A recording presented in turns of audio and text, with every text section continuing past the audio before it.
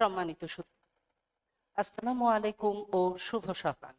Dhaka chamber of commerce and industry DCCI কর্তৃক আয়োজিত Bangladesh export readiness post LDC graduation perspective শীর্ষক সেমিনারে আপনাদের স্বাগত জানাচ্ছি। উপস্থিত সুধী, আজকের অনুষ্ঠানে প্রধান অতিথি হিসেবে গণপ্রজাতন্ত্রী বাংলাদেশ সরকারের মাননীয় উপমন্ত্রী জনাব নুরুল মজিদ মাহমুদ হুমায়ুন এমপি স্যার জরুরি ও রাষ্ট্রীয় প্রয়োজনে ব্যস্ত থাকায় খুব শীঘ্রই আমাদের সাথে যোগদান করবেন। এছাড়াও আমাদের মাঝে উপস্থিত আছেন মূল প্রবন্ধ উপস্থাপক ডক্টর সেলিম রায়হান, নির্বাহী পরিচালক, south Asian network on economic modelling SANEM. বিশিষ্ট প্যানেল আলোচক হিসেবে আরও উপস্থিত আছেন গণপ্রজাতন্ত্রী বাংলাদেশ সরকারের শিল্প মন্ত্রণালয়ের ন্যাশনাল প্রোডাক্টিভিটি অর্গানাইজেশনের ডিরেক্টর জেনারেল অ্যাডিশনাল সেক্রেটারি জনাব মোহাম্মদ মেজবাহুল আলম, জনাব আসিফ আশরাফ, পরিচালক বিজিএমইএ এবং managing director Urmi garments limited, এবং জনাব মোহাম্মদ মাহবুবুর রহমান পাটোয়ারি, ম্যানেজিং ডিরেক্টর সোনালী আঁশ ইন্ডাস্ট্রিজ লিমিটেড। অনুষ্ঠানে সভাপতিত্ব করবেন Dhaka chamber of commerce and ইন্ডাস্ট্রির সভাপতি জনাব আশরাফ আহমেদ। সম্মানিত সুধী, শুরুতে পবিত্র কোরআন থেকে তেলাওয়াত করার জন্য হাফেজ কারি মোহাম্মদ আব্দুস সাত্তারকে অনুরোধ জানাচ্ছি।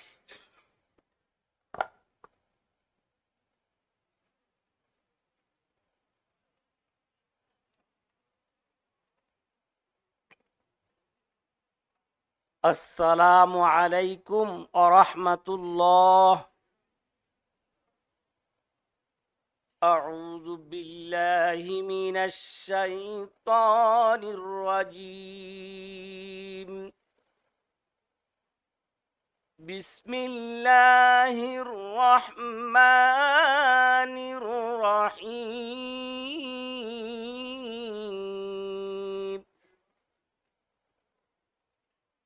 فلا أقسم بالخنس الجوار الكنس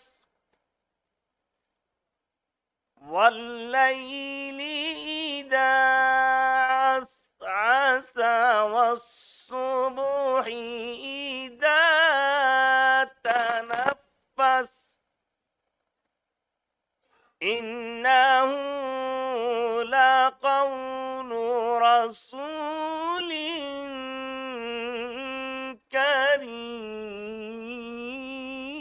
كريم ذي قوة عند ذي العرش مكين مطاع ثم أمين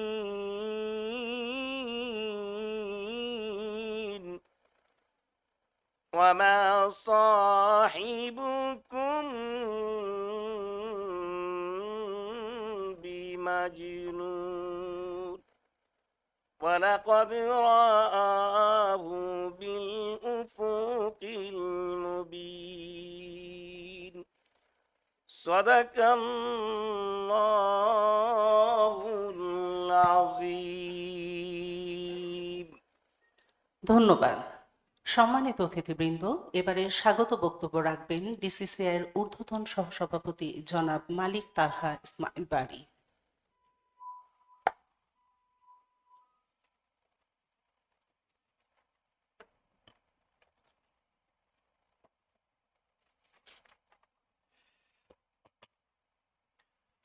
Bismillahir Rahmanir Rahim. Dear guests, keynote speaker, Professor Dr. Selim Raihan, distinguished panelists, Mr. Asif Ashraf from Director BGMEA, Mr. Muhammad Mahbub Rahman Patwari, Managing Director Sonali Ash Industries Limited, friends from the electronic media, ladies and gentlemen, Assalamu alaikum wa rahmatullahi wa barakatuh, and a very good day to you all. It is indeed an honor and pleasure to welcome you all to the seminar titled Bangladesh's Export Readiness Post-LDC Graduation Perspective, organized by the Dhaka Chamber. We are thankful to the honorable chief guest. He shall be, I believe he'll momentarily join us, but he's currently away on an emergency basis. The special guests and other distinguished guests for joining us despite their busy schedules. Bangladesh has become an example of remarkable development success and a role model for LDCs, maintaining an average of 6% plus growth per annum over the past decade and a half. It has been backed by our government's comprehensive policies and an evolving private sector. In fact, the IMF predicts that Bangladesh's GDP will exceed $500 billion by 2025, surpassing developed economies like Denmark, Singapore, and Hong Kong, while EIU forecasts that it will be among the top 20 global economies by 2040. Meanwhile, Bangladesh is set to graduate into a developing economy by 2026 and a knowledge-based, smart, and developed nation by 2041. Ladies and gentlemen, the LDC graduation will certainly be a historic moment for Bangladesh in gaining the trust of foreign investors, traders, international financial institutions, as well as credit rating agencies. This newfound positive image will significantly improve our position in the realm of international trade, which has played a crucial and indispensable role in our development journey so far. Our foreign trade sits around $150 billion, and in fiscal year 2023, the export exceeded $63.04 billion, of which export of goods was $55.55 billion. This makes it the second consecutive fiscal year of crossing the $50 billion mark. In the export basket, ready-made garments contributed 84% of the total export at approximately $47 billion, with Europe and USA being the major export destinations. So it is quite clear that we are heavily reliant on the RMG sector, and the RMG sector should be applauded for the same. But this also poses a vulnerability to global shocks, and we have noticed this during the COVID years. In fact, upon LDC graduation, the nation faces challenges, including the loss of preferential treatments and increased tariffs, 8% to 16% on product exports, potentially impacting total export. Approximately 80% of countries get stuck in a middle income trap after graduating from the LDC status. If that happens to us, we will not be able to achieve our goal of becoming a developed nation by 2041. Overcoming this requires not only mobilizing domestic revenue and modernizing tax collection, but also emphasizing diversification in both product basket and market. It is worth mentioning that EU and Australia have reaffirmed their commitment to supporting Bangladesh for a sustainable and smooth transition after LDC graduation. Likewise, Canada extends duty-free access for Bangladesh till 2034. Furthermore, WTO is going to extend support measures for graduating countries like Bangladesh to facilitate a seamless transition as decided in the WTO General Council meeting held in October last year. This will be a continuation of LDC specific preferences and provisions within WTO agreements post-graduation.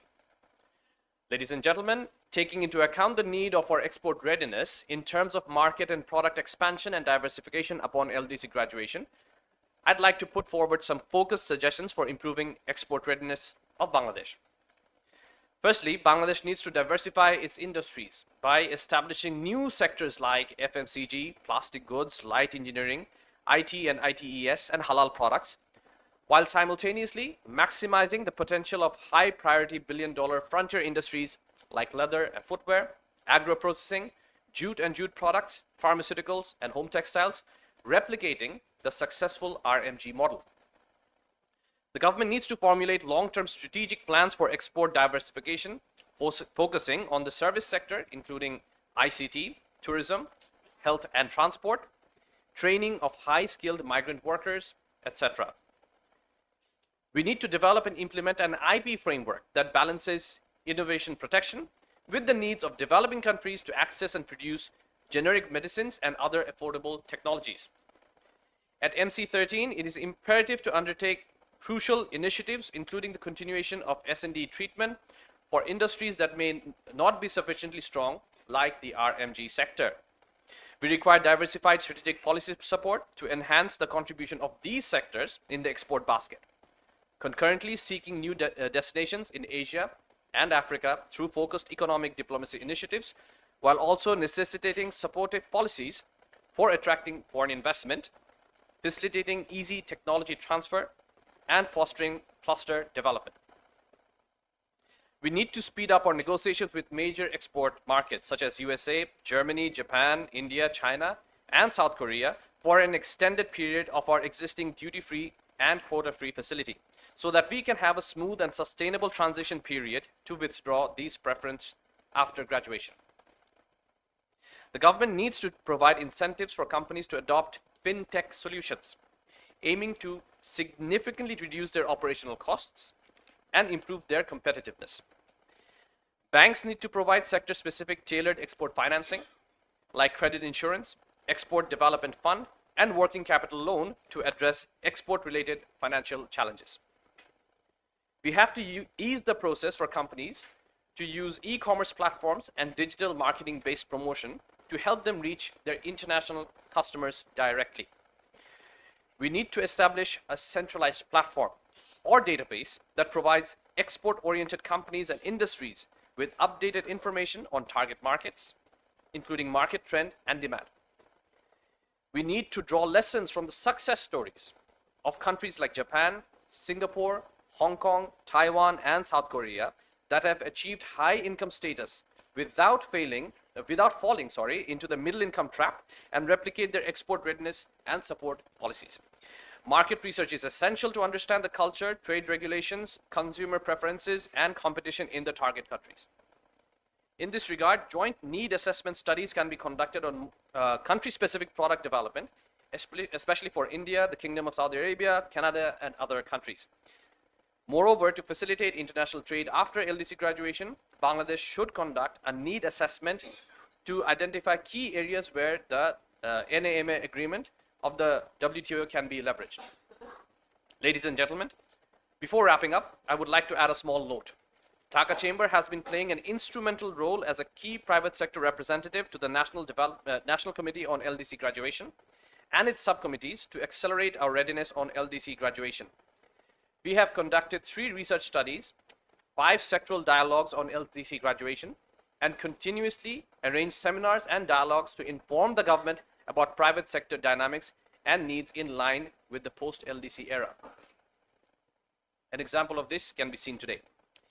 We believe that the outcome of today's seminar and thoughtful discussions will pave the way for a target-oriented roadmap to improve the export readiness of Bangladesh to achieve our desired growth and safeguard the challenges and interests of the evolving private sector through smooth transformation of Bangladesh in the years to come. Thank you very much. Allah Hafiz. Assalamu alaikum. ধন্যবাদ মাননীয় ঊর্ধ্বতন সহসভাপতি। সম্মানিত সুধী, এবারে আজকের অনুষ্ঠানের মূল প্রবন্ধ উপস্থাপন করবেন ডক্টর সেলিম রায়হান, নির্বাহী পরিচালক, সানে।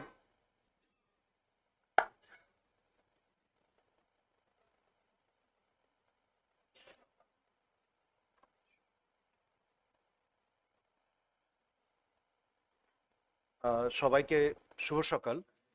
আমি একটু বাংলা ইংরেজি মিশিয়ে বলি যদি অসুবিধা না হয়। চেয়ার, মিস্টার চেয়ার, যে বাংলা ইংরেজি মিশিয়ে বলি। আজকের এই খুব গুরুত্বপূর্ণ একটা সেমিনারে আমাকে আমন্ত্রণ জানানোর জন্য ঢাকা চেম্বার অফ কমার্স ইন্ডাস্ট্রিকে আমি ধন্যবাদ জানাচ্ছি। এবং যে টপিকটা নিয়ে আলোচনা হচ্ছে আমরা সবাই একমত হব যে এটা খুবই গুরুত্বপূর্ণ এবং খুবই টপিক্যাল, সময় উপযোগী যেটা আমরা বলি। বিফোর মেকিং আমি ফর্মাল প্রেজেন্টেশনে যাওয়ার আগে আমি একটা দুটো কমেন্ট করতে চাই। সেটা হচ্ছে just to set the context.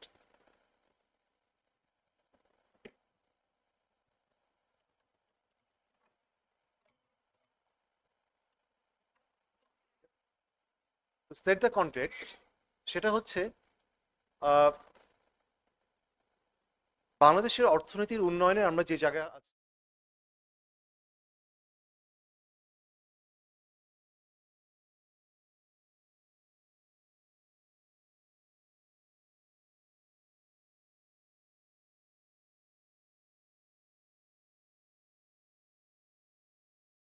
দেখেন রেডিমেড গার্মেন্টসের এক্সপোর্ট ছিল লেস দ্যান $30 মিলিয়ন, সেটা এখন কি সাইজে এসেছে সেটা আমরা নিজের চোখেই দেখতে পাচ্ছি, এবং it has become the second largest exporter in the world. এই যে সাকসেস, এটা বাংলাদেশকে অনেক দূরে এগিয়ে দিয়েছে, কিন্তু আমাদের এটাও মনে রাখতে হবে যে এটাতে একেবারেই আমরা যেন মনে না করি যে the way we achieve this success in the last 5 decades or so will be able to continue the same thing in the next decades, এবং সেটা সম্ভব না। এবং যে কারণেই একটা চিন্তা ভাবনার ক্ষেত্রে, পলিসি নেওয়ার ক্ষেত্রে, স্ট্র্যাটেজি নেওয়ার ক্ষেত্রে বড় ধরনের পরিবর্তন প্রয়োজন আছে। আমি একটা অ্যানালজি বলতে পারি, যখন একটা রকেট লঞ্চ হয়, আপনারা জানেন যে বিভিন্ন লেয়ারে পৌঁছার পরে ওই যে লঞ্চারগুলো থাকে, ওগুলো যখন জ্বালানি শেষ হয়ে যায় তখন ওগুলো খুলে পড়ে যায়, and you need a new launcher ওই রকেটটাকে আরেকটা স্টেজে তোলার জন্য। আমার মতে, আমার বিভিন্ন গবেষণায় বলেছি, বাংলাদেশ এখন যে জায়গায় এসেছে, আমাদের যে লঞ্চারগুলো ছিল, পুরনো যে লঞ্চার, সেগুলো জ্বালানি কিন্তু প্রায় এক্সস্ট আমরা করে ফেলেছি। So unless we find new launchers, আমরা কিন্তু, যেটা একটু আগেও আমার পূর্ববর্তী বক্তা যেটা বললে, যেটা মিডল ইনকাম ট্র্যাপ, আমরা সেই ট্র্যাপের মধ্যে কিন্তু পড়ে যেতে পারি, সেই আশঙ্কা রয়েছে। So we need to find new launchers, এবং সেই জায়গাতেই আজকের আলোচনাটা, যে export readiness post LDC graduation পার্সপেক্টিভে, is extremely timely and useful. এটা কিন্তু মুভ করছে না স্ক্রিনটা, তো আমাকে হেল্প করবে কেউ? স্ক্রিনটা চেঞ্জ হচ্ছে।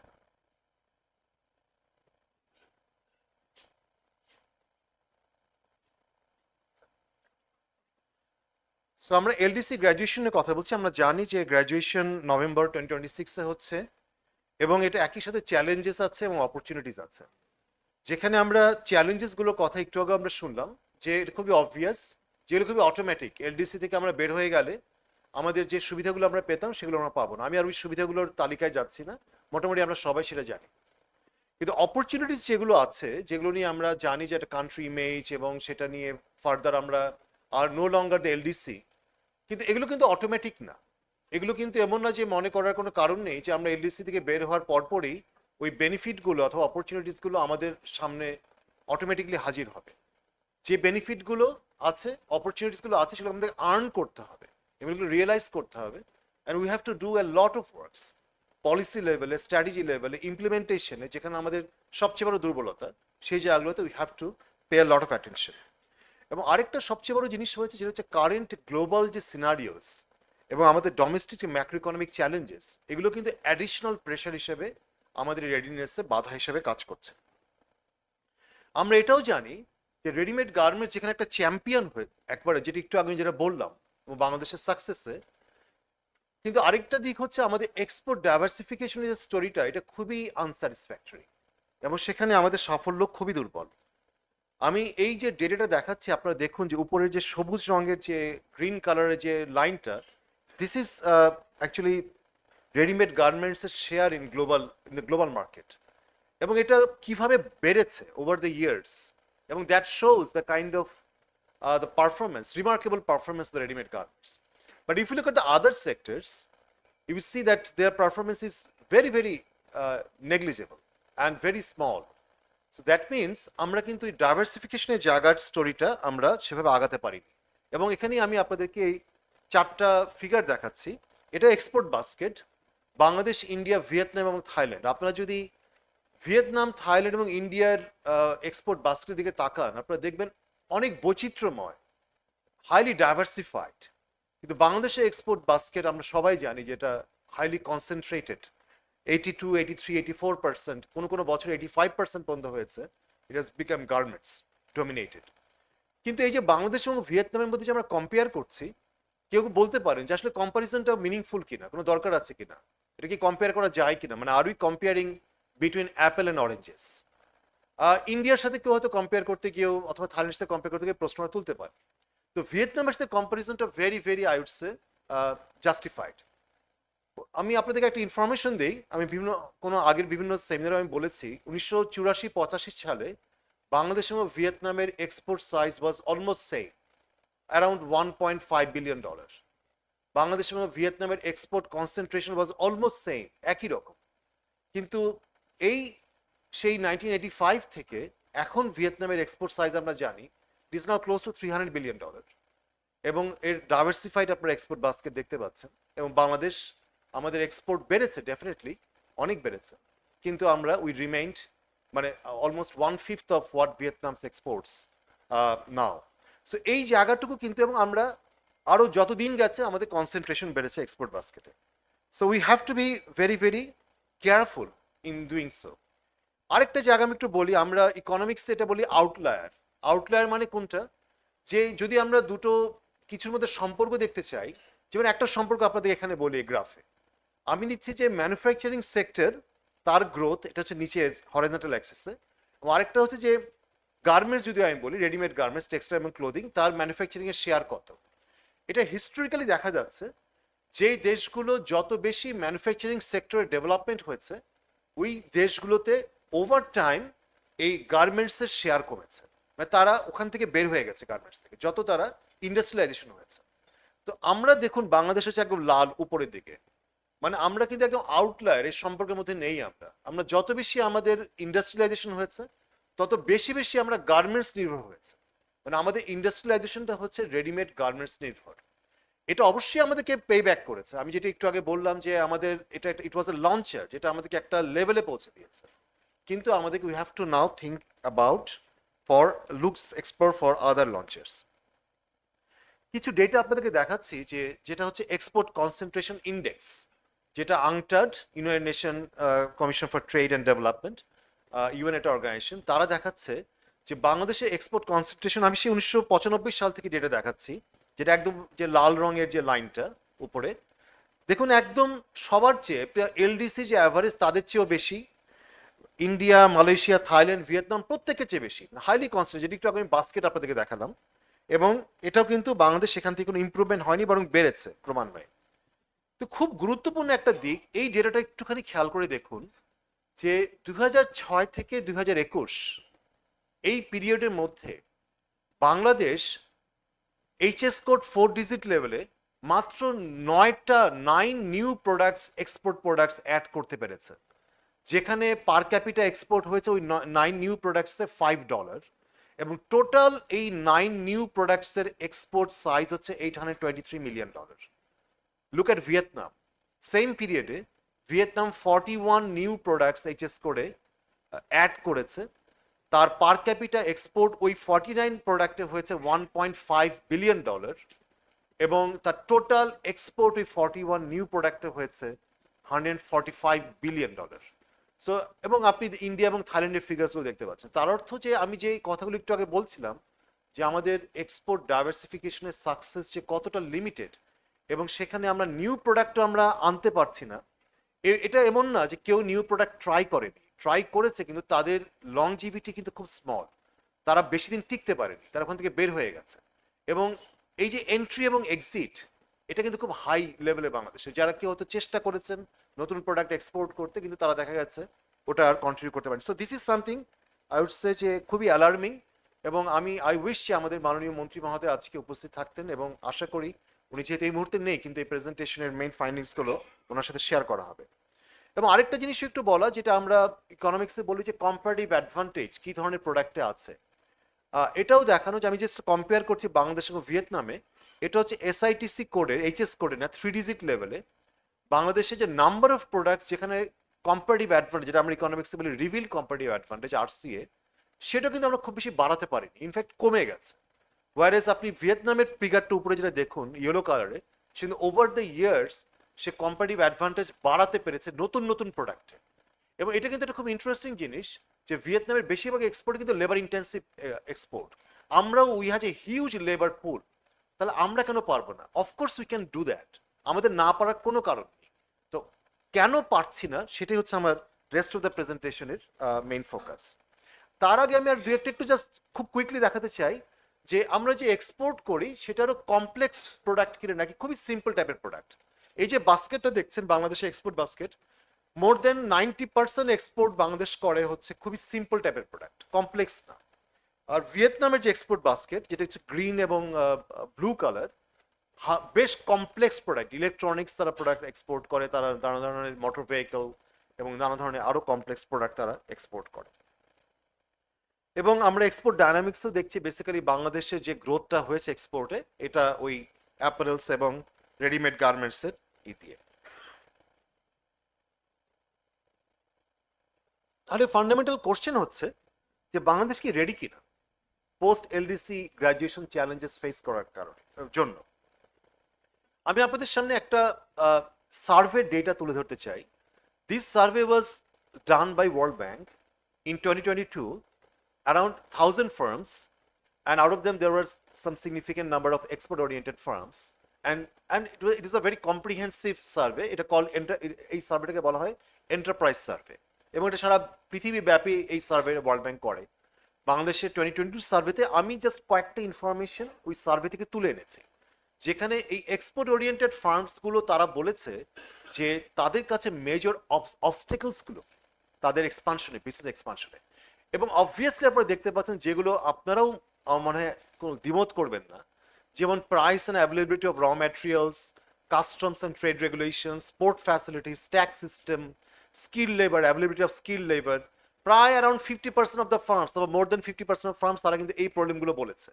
এবং তারপর আপনি 30-40% রেঞ্জে আপনি দেখতে পাচ্ছেন finance, standard and certification, business licensing, land, then court system, legal issues, এটাও অনেকে বলেছেন যে লেন্দি লিগাল প্রসিডিওর, এবং ট্রান্সপোর্ট সিস্টেমের, এটাও তারা কিন্তু মেজর প্রবলেম হিসেবে আইডেন্টিফাই করেছেন। আমি এখন একটু একটা করে একটু ইম্পর্টেন্ট ইস্যুসগুলোকে একটু হাইলাইট করি। আমার কাছে এটা মনে হয়েছে যে এই রেডিনেসের জন্য we need to address policy and regulatory issues. যেমন আমাদের import tariff remains very high in Bangladesh, এবং বিভিন্ন দেশের বিভিন্ন গবেষণায় বলছে আমরা যদি এক্সপোর্ট ডাইভার্সিফিকেশন করতে চাই with a very high tariff regime, it's very difficult to diversify export basket. এবং আমি এখানে একটা কম্পেয়ার করছি, 1990 সালেও বাংলাদেশ অনেকগুলো দেশের মধ্যে অনেক হাই ছিল, এবং কি 2020 সালেও বাংলাদেশের, আপনি যদি রেড কালারটা দেখেন যেখানে বাংলাদেশ ক্রস করছে, অল্প কয়েকটা দেশ বাংলাদেশের উপরে আছে হাই অ্যাভারেজ ট্যারিফ রেটে। এবং আমরা যদি ট্যারিফ লাইন্স যেটাকে বলা হয় উইথ ইন্টারন্যাশনাল পিকস, মানে more than 50% of tariff rates, আমরা যদি 2020 সালে দেখি বাংলাদেশের 40% of the tariff lines had more than 15% of tariff rates. এবং সেটা কিন্তু আপনি কম্পেয়ার করেন দেখেন ইন্ডিয়ার অনলি 11%, ভিয়েতনামের অ্যারাউন্ড 14%, মালয়েশিয়ার অ্যারাউন্ড 20%, এবং থাইল্যান্ডের অ্যারাউন্ড 16%। মানে বাংলাদেশ আপনি কম্পেয়ার করেন অন্যান্য অনেক দেশের সাথে, Bangladesh is maintaining a very, very high protective tariff regime, and which is not no way helpful for export diversification. And we have to find a way যে কিভাবে আমাদের ট্যারিফ রেজিমের আমরা একটা রেশনালাইজড লিবারালাইজেশন করতে পারি। নট জাস্ট মানে আমাদেরকে we have to be careful যাতে ডোমেস্টিক ইন্ডাস্ট্রি যারা they need some kind of support, they are not hurt, সেই জায়গায় আমাদের কিন্তু চিন্তা করে ওই রেশনালাইজড লিবারেশন করতে হবে। নাও coming to the tax system, এটা পিডব্লিউসির একটা সার্ভে, গ্লোবাল সার্ভে 2020 সালের, যেখানে সার্ভের একটা ইন্ডিকেটর আমি আপনাদের সামনে প্রেজেন্ট করছি, সেটা হচ্ছে ease of paying taxes.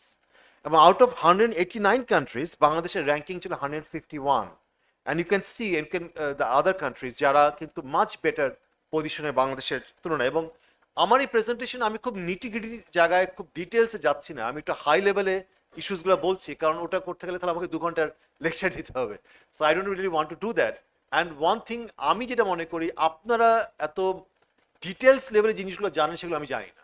So আমি একটু প্রভোগ করতে যাচ্ছি এই প্রেজেন্টেশনে, যাতে ওই ডিটেল লেভেলে যে ক্রিটিক্যাল ইস্যুসগুলো আছে যেগুলো ওপেন ডিসকাশন অথবা আমাদের যে ডিস্টিংগুইশড যারা প্যানেলিস্ট যারা আছেন তারা ওগুলো তুলে নিয়ে আসে। আমি আরেকটা জিনিস একটু তুলতে চাই, সেটা হচ্ছে মনিটারি পলিসি ইস্যুস। এবং এটা খুব আমরা জানি যে interest rate matters quite a lot in terms of financing, specially যারা access to finance, interest rate একটা বিগ ইস্যু। কিন্তু অ্যাট দ্য সেম টাইম যখন there is an economy with facing a high inflationary pressure, এবং আপনারা খেয়াল করেছেন যে ফার্মগুলো তারা কিন্তু বলেছে যে দ্য টপ মোস্ট অবস্টেকল তারা মনে করে প্রাইস, যে হাই প্রাইস এবং র মেটেরিয়ালসের হাই প্রাইস, সেখানে কিন্তু inflation is a major issue. এবং আমি এখানে একটা কম্পেয়ার করে দেখিয়েছি যে to what extent our monetary policy remain very ineffective during a phase of high inflationary period. আপনারা খেয়াল করে দেখেন, যখন এই জানুয়ারি 2022 থেকে এই ডিসেম্বর 2023 পর্যন্ত যখন ইনফ্লেশন দেখেছেন কিভাবে বেড়েছে, এবং আনটিল ধরুন অগাস্ট সেপ্টেম্বর পর্যন্ত the interest rate was flat 9%। এবং এটা খুব আপনি পৃথিবীর কোনো দেশে এরকম দেখতে পাবেন না যে মনিটারি পলিসির একটা খুব ইম্পর্টেন্ট টুলকে ইনস্ট্রুমেন্ট ইন্টারেস্ট রেটকে এইভাবে ফিক্স করে রেখে দেওয়া যেতে পারে। So this is I would say যে অ্যাজ আই সে যে we need to take a very comprehensive approach. যদি আমরা export readiness এর কথা বলি, our monetary policy has to be right, our fiscal policy has to be right, trade policies, FDI policies, they have to be harmonized and coordinated. Same way তে আমি বলবো exchange rate এর একটা it was an improper management of the exchange rate. আমি এখানে এটা compare করছি 2010 থেকে 2023 এর পর্যন্ত। একটি ব্লু লাইনটা এটা হচ্ছে বাংলাদেশ। আপনারা খেয়াল করে দেখুন আনটিল 2021 অথবা এই যে আরো তারপরে যে 2021 এর যখন থেকে এক্সচেঞ্জ রেট একটা শুট হওয়া শুরু করলো 2022 সালের থেকে, সেখানে দেখুন ব্লু লাইনটা was kind of flat and very flat and you can compare that blue line with other lines. যে দেশগুলো কিন্তু পিরিয়ডিক্যালি তারা ডিভ্যালু করেছে, তার কারেন্সিকে তারা অ্যাডজাস্ট করেছে মার্কেট বেস করে। তো আমরা কিন্তু আর্টিফিশিয়ালি আমাদের কারেন্সিকে একটা ফিক্স করে রেখেছিলাম এক ধরনের, এবং যার কারণে হচ্ছে যে লুক অ্যাট দ্য জাম্প, এবং এই জাম্পটা হচ্ছে এমন একটা জাম্প কারেন্সি ডিভ্যালুয়েটেড প্রায় 30% within a very short time. তাতে যেটা হয়েছে যে বিজনেস কিন্তু ওয়াজ ব্যাডলি হার্ট, এবং imported goods became very costly এই জাম্পের কারণে। এবং এটাকে যদি গ্র্যাজুয়ালি যদি অ্যাডজাস্ট করা হতো এই এক্সচেঞ্জ রেটটাকে, তাহলে কিন্তু আমরা এই প্রেশারটা ফেস করতাম না। তো এটাও আমি মনে করি যে এক্সচেঞ্জ রেটের ব্যাপারে এখনো আমি মনে করি I really I am looking forward to hearing from যে আমাদের ডিস্টিংগুইশড প্যানেলিস্ট, যে এখনো কিন্তু এক্সচেঞ্জ রেটে is not properly managed. We have an exchange rate for importers, rate for exporters, for remitters, we have another rate at the card market. If you have a multiple exchange rate, it creates nothing but confusion in the market and provide different kinds of signals. Not every, I would say, not a right signal to the firms who are in operation in the market. আমরা যদি একটু ইনস্টিটিউশনের দিকে তাকাই, which is also very important, যেহেতু আমি regulatory ইস্যুসগুলো নিয়ে কথা বলছি, যে the poor quality of formal institutions, in particular the regulatory quality. If you think of any regulatory bodies in Bangladesh, and their performance, there are serious questions. And this is the data taken from World Governance Indicators. It's a global database. And I'm really requesting your attention for the government effectiveness and regulatory quality. And the Bangladesh score kintu abysmally low ei jagay compared to many other countries or comparable countries. আমি যেটা financing এর জায়গায় আসি, সেটা হচ্ছে খুব important আমাদের export রেডিনেসের জন্য। এবং আমরা challenge of financing A we all agree that there's a high rate of non-performing loans and the banking sector governance issues. তাতে প্রবলেমটা কোথায়? এই হাই নন পারফর্মিং লোনের কারণে প্রবলেমটা হচ্ছে যারা জেনুইন, যারা এক্সপোর্টার অথবা নিউ প্রোডাক্ট যারা মার্কেটে আনতে চান এবং তারা যখন ব্যাংকে যান, they face a lot of challenges, এবং তাদেরকে নানা ধরনের কাগজপত্র ফিল আপ করতে বলা হয় and they fail to do so, এবং নানা ধরনের ব্যারিয়ার তারা ফেস করে, এবং they also face high interest rate. আপনি একটু খেয়াল করে দেখুন, the reason why the interest rate was fixed back in April 2020, I would say that the intention was good, probably, that na interest rate is high, এবং এটা যাতে যারা lender যারা তারা যেন কম ইন্টারেস্ট রেটে ব্যাংক থেকে ঋণ পেতে পারে, so intention was good. But did we actually try to understand why the interest rate was high and we tried to make it artificially low, fixed at 9%? Interest rate was high because of bad governance in the banking sector. Interest rate was high because of the very high non-performing loan. A high non-performing loan থাকার কারণে ব্যাংকগুলোর কোনো উপায় নেই। তারা যদি এই কনজিউমারদের কাছ থেকে, লেন্ডারদের কাছ থেকে হাই ইন্টারেস্ট দিয়ে ওটাকে রিকভারি করতে চাইবে, যেখানে নন পারফর্মিং লোনের ব্যাড লোনকে তারা রিকভারি করতে পারছেন না। সুতরাং unless until we address this non performing loan, will not be able to effectively reduce the interest rate in the banking sector. Then another problem is the weak capital market. Long term financing এর জন্য এখনো ফার্মগুলো তারা banking সেক্টরের উপর নির্ভরশীল। You would hardly find these things in any emerging country যারা aspire করছে তারা আপার মিড ইনকাম কান্ট্রিতে যেতে চায়। You have to develop the bank capital sector, capital market. এবং এই ক্যাপিটাল মার্কেট থেকে লং টার্ম ফাইন্যান্সিং হতে পারে। Unfortunately, we still have a very weak capital market. And then weak financial penetration. Weak financial পেনিট্রেশনের একটা example আমি আপনাকে পরের স্লাইডে দেখাচ্ছি, যেটাকে আমরা বলছি যে প্রাইভেট সেক্টর ব্যাংক থেকে যে ক্রেডিট নিচ্ছে সেটা জিডিপির তুলনায় কত পার্সেন্ট, এবং সেখানে দেখতে পাচ্ছি বাংলাদেশের হচ্ছে ইভেন আমরা যে লোয়ার মিডল ইনকাম কান্ট্রি যেটা আমরা বলছি বাংলাদেশ যে গ্রুপে বিলং করে তার থেকে অ্যাভারেজ থেকে কম বাংলাদেশের হচ্ছে 38.8%, যেখানে এলএমআইসি হচ্ছে 45.3%। সাউথ এশিয়ার অ্যাভারেজ থেকেও কম, আর ওয়ার্ল্ড অ্যাভারেজ থেকে তো কম ডেফিনেটলি। এবং look at the countries like China, Malaysia, Philippines, Singapore, Thailand, Vietnam, যারা হচ্ছে সাউথ ইস্ট এশিয়ান কান্ট্রিজ, তাদের রেশিওটা দেখেন। তার অর্থ হচ্ছে যে আমি যেটা বলছি ফিনান্সিয়াল পেনিট্রেশন, মানে প্রাইভেট সেক্টর ব্যাংকিং সেক্টর থেকে কতটুকু বেনিফিটেড হচ্ছে, সে জায়গায় কিন্তু বাংলাদেশ এখন অনেক পিছিয়ে আছে। আমি আরেকটা পয়েন্টে জায়গা যেতে চাইছি যে ট্রেড লজিস্টিক্সে আমাদের of course the last 1 decade or so অনেক অ্যাপ্রিসিয়েট করার মতো আমাদের ইনফ্রাস্ট্রাকচার ডেভেলপমেন্ট হয়েছে, and there are many things in the pipeline definitely, but still we have serious issues, যেটাকে আমরা বলি ট্রেড রিলেটেড ইনফ্রাস্ট্রাকচারে, যেটা একটা logistic performance index is a global database. এবং সেখানে আমি এটা কম্পেয়ার করেছি যে 2007 সালে বাংলাদেশের অবস্থান কি ছিল এবং 2023 সালে বাংলাদেশের অবস্থান কি। যে রেড যে ট্রায়াঙ্গেলটা এটা হচ্ছে বাংলাদেশ, এবং আপনারা দেখবেন যে গ্লোবাল অ্যাভারেজ দুটোর সময়ই বাংলাদেশ গ্লোবাল অ্যাভারেজের তুলনায় কম ছিল এবং যথেষ্ট কম। মানে এই 2007 থেকে 2023-এ আমাদের এই ট্রেড লজিস্টিক্সের কোনো রিমার্কেবল কোনো ইমপ্রুভমেন্ট হয়নি। Where is look at the other countries, যারা কিন্তু রিমার্কেবল ইমপ্রুভ করেছে, এবং যেই কান্ট্রিজগুলো নিয়ে একটু আগে আমরা কথা বলছি, সেই ভিয়েতনাম, সেই ইন্ডিয়া, সেই মালয়েশিয়া, এরা কিন্তু ইমপ্রুভ করে গেছে এই পিরিয়ডের সময়। এবং এটা হচ্ছে ওভারঅল এলপিআই।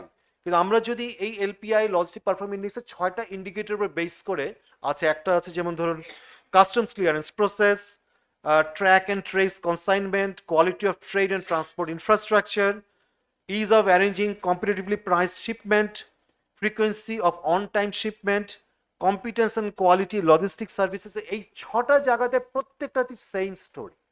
তার অর্থ হচ্ছে আমাদের এক্সপোর্ট রেডিনেসে still a long way to go, এবং আনলেস অ্যান্ড আনটিল আমরা এই প্রবলেমগুলোকে সলভ করতে না পারছি, আমরা কিন্তু এক্সপোর্টে উই কান্ট expect যে there will be a remarkable অথবা dramatic কোনো improvement, and we'll be able to find our new set of launchers who will take us to a new level. My fourth point is on the need for skilled workforce. আমরা যদি একটু compare করি যে labour প্রোডাক্টিভিটির, আমি বাংলাদেশের যে labour productivity তাকে যদি আমি 1 ধরি, তাহলে দেখুন ইন্ডিয়ার লেবাররা তারা 37% মোর প্রোডাক্টিভ দেন বাংলাদেশের লেবার। চায়নার হচ্ছে 229% বেশি, মালয়েশিয়ার হচ্ছে 382% বেশি, থাইল্যান্ডের 200% এবং ভিয়েতনামের হচ্ছে 35%। তার মানে আমাদের লেবার প্রোডাক্টিভিটি কিন্তু স্টিল মানে অনেক অনেক কম। এবং আমাদের বিভিন্ন স্টাডি, আমি স্টাডিগুলো এখন উল্লেখ করছি না, বিভিন্ন স্টাডি দেখেছে, empirical study, that is serious skill gap in almost all export oriented sector. যে স্কিল গ্যাপ, যে পরিমাণ স্কিল রিকোয়ারমেন্ট দরকার সেই পরিমাণ স্কিল অ্যাভেলেবিলিটি নেই। সো আনলেস উই হ্যাভ, আমরা যদি আজকে লার্জ স্কেল একটা ইলেকট্রনিক্স সেক্টর আমরা ডেভেলপ করতে চাই, আমাদের কি সেই স্কিল পুল আছে? থিঙ্ক অ্যাবাউট দ্য কেস যে আমাদের 100 স্পেশাল ইকোনমিক জোন, তার মধ্যে যদি 10টাও এখন অপারেশনালাইজ হয় নেক্সট 3-4 ইয়ার্সে, ওরা যে পরিমাণ লেবার ডিমান্ড করবে, যে ক্যাটাগরির স্কিল ডিমান্ড করবে, সেই স্কিল লেবার কি বাংলাদেশে আছে? We don't have that.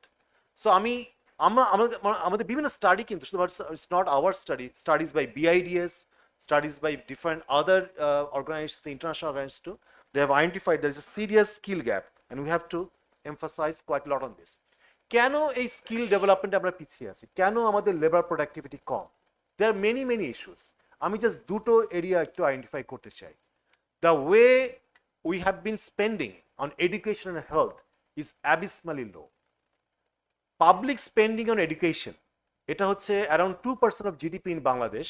এবং আমি কম্পেয়ার করছি যে এলডিসি যে অ্যাভারেজটা দেখুন, রেড লাইনটা, এলডিসিরা অন অ্যাভারেজ, অন্য এলডিসিরা যে গ্রুপে আমরা আছি তারা বাংলাদেশ থেকে দ্বিগুণ পাবলিক স্পেন্ডিং করে এডুকেশন। সাউথ এশিয়ার অ্যাভারেজও বাংলাদেশ থেকে অনেক উপরে, এবং লোয়ার মিডল ইনকাম কান্ট্রি যারা বাংলাদেশ যে গ্রুপে বিলং করে তারা তো আরো অনেক উপরে।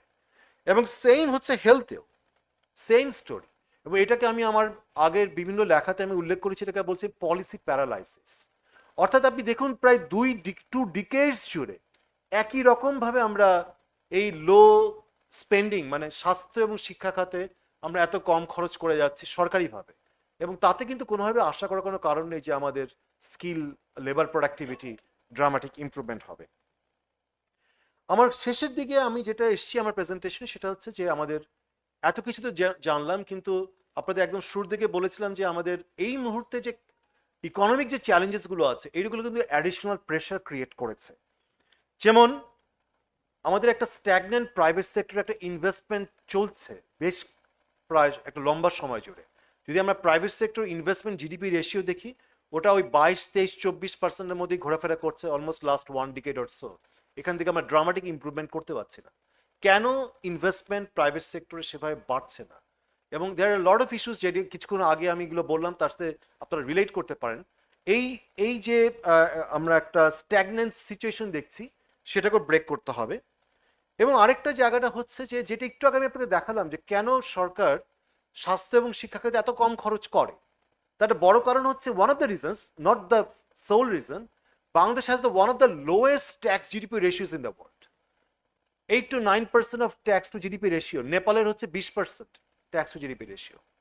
এবং এই 8 to 9% ট্যাক্স জিডিপি রেশিও নিয়ে হাউ ডু ইউ এক্সপেক্ট যে আমরা বড় ধরনের শিক্ষা এবং স্বাস্থ্য খাত, যেটা আমি একসময় বলেছিলাম we need mega projects in education health sector. আমাদের যদি বিগ ইনফ্রাস্ট্রাকচারাল ডেভেলপমেন্ট করতে হয় we need domestic revenue mobilisation. আমি এই গ্রাফটা যেটা দেখাচ্ছি, বাংলাদেশ যে জায়গাটা পয়েন্ট ইন্টারসেক্ট করছে, আপনি হরাইজন্টালি যদি আপনারা ওই দেশগুলোকে দেখেন লম্বাভাবে, সরি ভার্টিক্যালি যদি দেশগুলো দেখেন ভার্টিক্যালি, দেখবেন ওই দেশগুলো যারা আছে ভার্টিক্যালি বাংলাদেশের লাইনে, সবগুলো দেশের ইকোনমিক সাইজ কিন্তু বাংলাদেশের সমান, প্রায় সমান, অথচ তাদের ট্যাক্স জিডিপি রেশিও হচ্ছে অনেক অনেক বেশি। তার তো আমাদের যে জিডিপির যে সাইজ, সেই তুলনায় কেন আমরা ট্যাক্স রেভিনিউ আদায় করতে পারি না? দ্যাটস এ বিগার রাজনৈতিক অর্থনৈতিক প্রশ্ন, political economic question.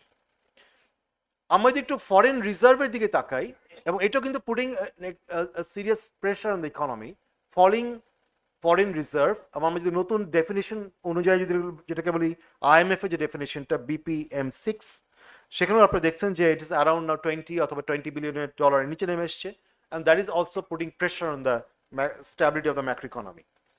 And of course, no doubt, আমাদের export readiness এর জায়গায় we have to seriously think about the FDI. এবং FDI we have $2 to 3 billion roughly. আমরা এটা হচ্ছে ভিয়েতনাম, তারা 24-25 বিলিয়ন ডলার অ্যানুয়ালি তারা অ্যাট্রাক্ট করতে পারে। এবং শুধু ভিয়েতনাম না, লাস্ট ইয়ার ইন্ডিয়া তারা $85 বিলিয়ন তারা FDI অ্যাট্রাক্ট করেছে।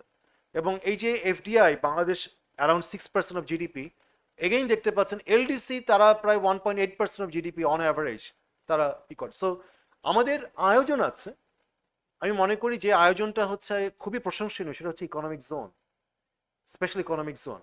কিন্তু আয়োজনটাকে আমরা সত্যিকার অর্থে বাস্তবায়িত করতে পারছি কিনা, ইমপ্লিমেন্ট করতে পারছি কিনা, সেটা হচ্ছে বিগ কোশ্চেন। এবং there are many obstacles. I think I have already identified some of those obstacles. And unless and until we address those challenges, we can't expect there will be a significant improvement in the FDI situation. My final slide. সেটা হচ্ছে কি করা যেতে পারে তাহলে। আমি এখানে দেখুন 4টা দেশের উদাহরণ এনেছি এবং 4টা বক্সে।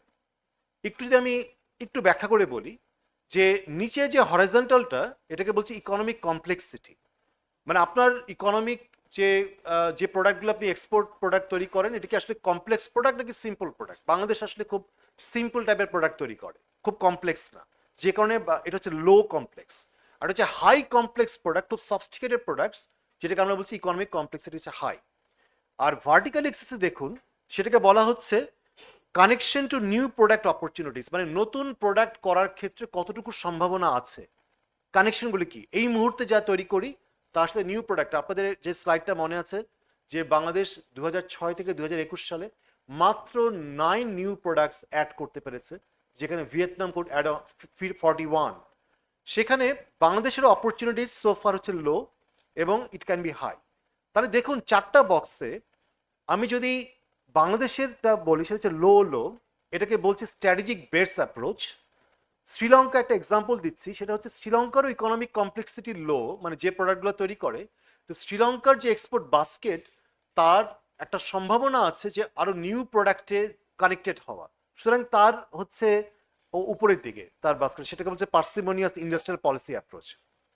ভিয়েতনাম এটা দেখুন ইন্টারেস্টিং, ভিয়েতনাম একই সাথে সে সফটওয়্যারের প্রোডাক্ট তৈরি করছে এবং যা তৈরি করছে তার ওয়েল কানেক্টেড নিউ প্রোডাক্টস, সুতরাং তার হচ্ছে হাই যেটাকে বলছে লাইট টাচ অ্যাপ্রোচ। আর জাপান হচ্ছে তার হাই ইকোনমিক কমপ্লেক্সিটি, কিন্তু এমন সে জায়গায় চলে গেছে তার ডেভেলপমেন্টে, তার নতুন প্রোডাক্ট আর এক্সপ্লোর করার আসলে তার কিছু নেই, সুতরাং সেই জায়গায় তার হচ্ছে লো। এটাকে বলেছে টেকনোলজিক্যাল ফ্রন্টিয়ার অ্যাপ্রোচ।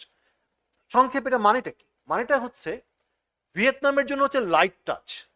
ভিয়েতনাম যে আরো নতুন আরো যে ফার্দার ডেভেলপ করবে তার জন্য তার ম্যাসিভ রিফর্মের প্রয়োজন নেই, ওই রিফর্ম সে করে ফেলেছে, তার তার দরকার লাইট টাচ। বাংলাদেশে হচ্ছে strategic bets approach. In contrast বাংলাদেশে একটা বড় ধরনের জাম্প দিতে হবে এবং সেই জাম্পটা করতে হবে, তার অর্থ হচ্ছে বড় রিফর্ম করতে হবে। আমরা যদি মনে করি যে খুব স্লোলি আমরা কিছু করে যাই, এটা করলাম, কোঅর্ডিনেশন হলো না, আমরা কিন্তু যা করে গেছি অতীতে তার থেকে আমরা আস্তে আস্তে আগাবো এবং ওই ট্র্যাপ থেকে বেরোতে পারবো না। শ্রীলঙ্কার হচ্ছে তার ইন্ডাস্ট্রিয়াল পলিসিতে তার বাংলাদেশের থেকে তা একটু বেটার জায়গায় আছে, কিন্তু জাপানের ক্ষেত্রে হচ্ছে তার আসলে অত কিছু করার দরকার নেই। তার হচ্ছে ওই অলরেডি সে এক্সস্ট করে ফেলেছে তার ওই অপরচুনিটিস গুলো, এবং এখন সে খুঁজবে টেকনোলজিক্যালি আর কোন ফ্রন্টিয়ারে সে আর যেতে পারে। আমি কম্পেয়ার করবো বাংলাদেশ এবং ভিয়েতনামের মধ্যে, এবং এই জায়গাটাই হচ্ছে খুব গুরুত্বপূর্ণ। এই কথা বলে আমি শেষ করব যে বিষয়টা আমি বলছিলাম এক্সপোর্ট রেডিনেস আলাপ করার সময়, যে human capital development, skill labour force. Vietnam যে রিফর্মটা শুরু করেছিল আর্লি 2000s তার নাম হচ্ছে দইমই, এবং যে আমরা এই দইমই নামটা খুব বেশি জানি, কিন্তু আমরা এটা জানি না যে ভিয়েতনাম ওই রিফর্ম, ইকোনমিক রিফর্ম, এই দইমই শুরু করার সাথে সাথে ম্যাসিভ এডুকেশনাল রিফর্ম তারা করেছিল। এবং ইকোনমিস্ট গত বছর যে ইকোনমিস্ট একটা ম্যাগাজিন আপনারা জানেন, তারা একটা আর্টিকেল ছাপিয়েছিল যে কেন ভিয়েতনামের স্কুলগুলা সো গুড। তারা কেন, তারা স্কুলগুলোতে তারা কিভাবে টিচারদেরকে তারা অ্যাওয়ার্ড দেয়, তারা কিভাবে টিচারদেরকে উৎসাহ দেয়, কিভাবে ওই স্কুলগুলোকে তারা কিভাবে গড়ে তুলেছে future highly developed human capital গড়ে তোলার জন্য। এবং ম্যাথ বলি, বিভিন্ন ধরনের প্রবলেম সলভিং এর ক্ষেত্রে ভিয়েতনামের স্টুডেন্টরা দে আর নাও রিয়েলি মুভিং ফাস্ট।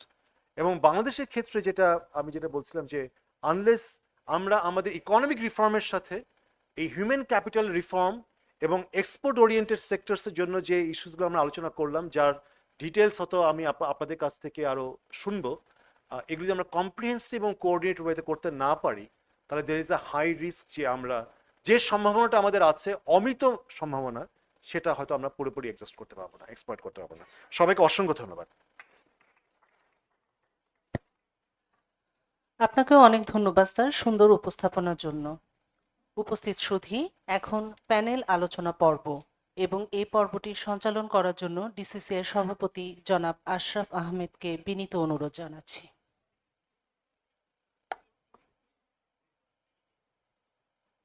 আসসালামু আলাইকুম। আমরা এই পর্যায়ে আমি একটু রিকোয়েস্ট করবো জনাব Asif Ashraf, director BGMA, managing director Urmi garments, আপনার যেখানে আপনি সুবিধা।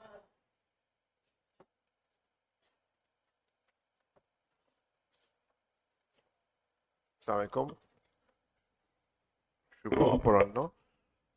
প্রথমে আমি ডিসিসিআই কে ধন্যবাদ জানাতে চাই এরকম একটা টাইমলি সেমিনার অ্যারেঞ্জ করার জন্য, এবং আমাকে ব্যক্তিগতভাবে এবং বিজিএমই কে এখানে ইনভাইট করার জন্য অনেক ধন্যবাদ।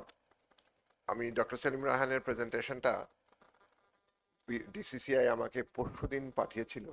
I went through that, I had lot of confusion.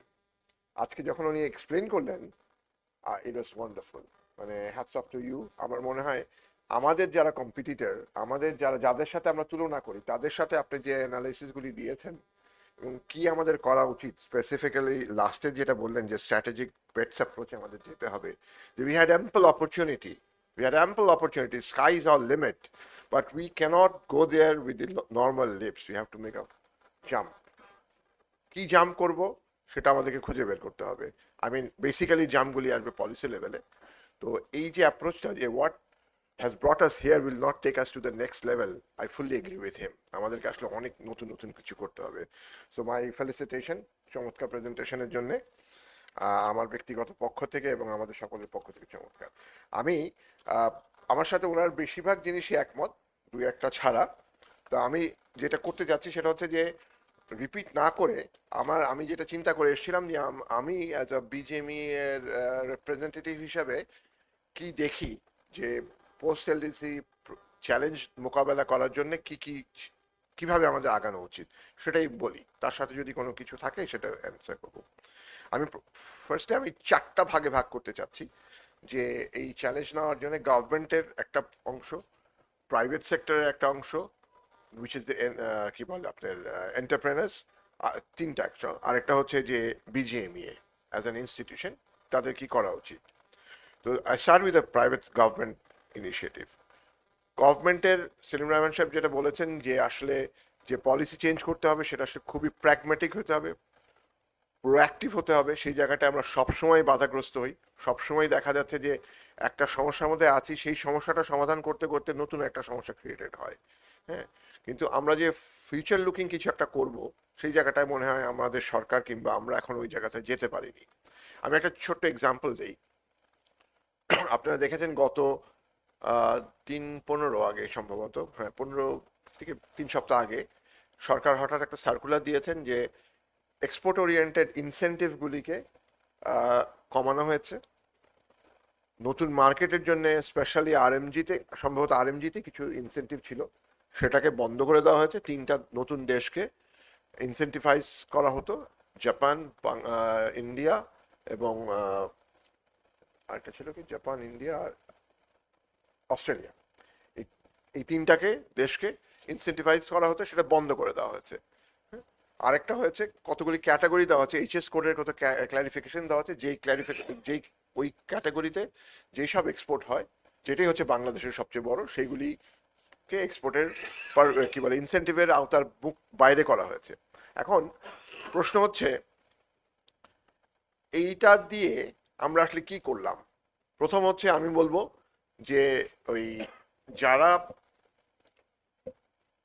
যারা ভালো কাজ করেছে, যারা নতুন মার্কেটে গিয়ে মার্কেটটাকে বড় করেছে, জাপানে বাংলাদেশের এক্সপোর্ট হচ্ছে 1.7 বিলিয়ন, অস্ট্রেলিয়াতে টোটাল এক্সপোর্ট মার্কেট হচ্ছে ইম্পোর্ট মার্কেট হচ্ছে $7 বিলিয়ন অ্যাপারেল, সেখানে Bangladesh has gone to 1.2 billion. তো এইগুলিকে আপনি নিরুৎসাহিত করছেন, তার মানে আপনি যে ভালো করলো তাকে পেনালাইজ করছেন, উল্টা হওয়ার কথা ছিল। দ্বিতীয় আসেন ইনসেন্টিভ কমানো হবে, এটা নিয়ে কথা হচ্ছে। পোস্ট এলডিসি আমাদের 26 সালের পরে আমরা কোনো ইনসেন্টিভ দিতে পারবো না, সেজন্য সরকার ইনসেন্টিভ আমাদেরকে গ্র্যাজুয়ালি কমিয়ে দিবেন। এগ্রিড, বিজিএমইও হয়তো এগ্রি করেছে, সবাই এগ্রি করেছে, ঠিক আছে কমানো হবে, কিন্তু বলা হলো কি 26 সালে আপনাকে হঠাৎ করে যাতে আপনি সমস্যায় না পড়েন সেজন্য এখন থেকে কমানো হলো কি সবই বন্ধ করে দেওয়া হলো। তাই 26 সালটাকে আপনি 23 সালে নিয়ে 24 সালে নিয়ে আসলেন, আমি এটা বুঝি না। আরেকটা জিনিস আমি সবসময় বলেছি, এটা নিয়ে অর্থনীতিবিদদের সাথে আমারও মানে ওনাদের সাথে আমাদের দ্বিমত আছে, সেটা হচ্ছে যে সেলিম রহমান সাহেবকে উত্তরটা আমি চাইবো পরে, যে আমার ছেলে মেয়ে আমরা যখন আমাদের বাচ্চাদেরকে পরীক্ষার জন্য রেডি করি, পরীক্ষা হলে বই দেখতে পারবে না কিংবা টিচারের কাছ থেকে শিখতে পারবে না, সেজন্য তো 2 মাস আগে টিচার বই পড়া বন্ধ করে দিই না, বরঞ্চ আমরা বেশি করে বই পড়াই, বেশি করে টিচারের হেল্প নেই যাতে পরীক্ষা ঠিক মতো দিতে পারে। 26 সাল যদি আমাদের পরীক্ষা হয়, তাহলে আমরা কেন এখন ইনসেন্টিভ বন্ধ করবো? বরঞ্চ আপনি আমার ক্যাপাবিলিটি বাড়াবেন, আপনি যত রকম ইনসেন্টিভ এই পর্যায়ে দেওয়া যায় আমার সক্ষমতা বাড়াবার জন্য সেগুলি আপনারা সবাই দেবেন, দিয়ে আমাকে রেডি করবেন ফর দি এক্সাম। এটা আমার আন্ডারস্ট্যান্ডিং ভুল হতে পারে, বাট আমি ওনার কাছে জানতে চাইবো। বিভিন্ন দেশ এফডিআই করেছে, বাংলাদেশ গভর্নমেন্ট শুরু করার চেষ্টা করছে, কিন্তু এখন পর্যন্ত খুব একটা কিছু হয়নি। আরেকটা হচ্ছে আরেকটা যে পয়েন্ট আমি বলবো, যে আমি ওই এলডিসি গ্র্যাজুয়েশনের জন্য যে স্মুথ ট্রানজিশন স্ট্র্যাটেজি তৈরি করার জন্য যে প্রিন্সিপাল সেক্রেটারির নেতৃত্বে যে কমিটি হয়েছে, 6টা কমিটি এবং 6টা সাব কমিটি আছে, তাদের বিজিএমইকে আমি অনেক জায়গাতে রিপ্রেজেন্ট করি।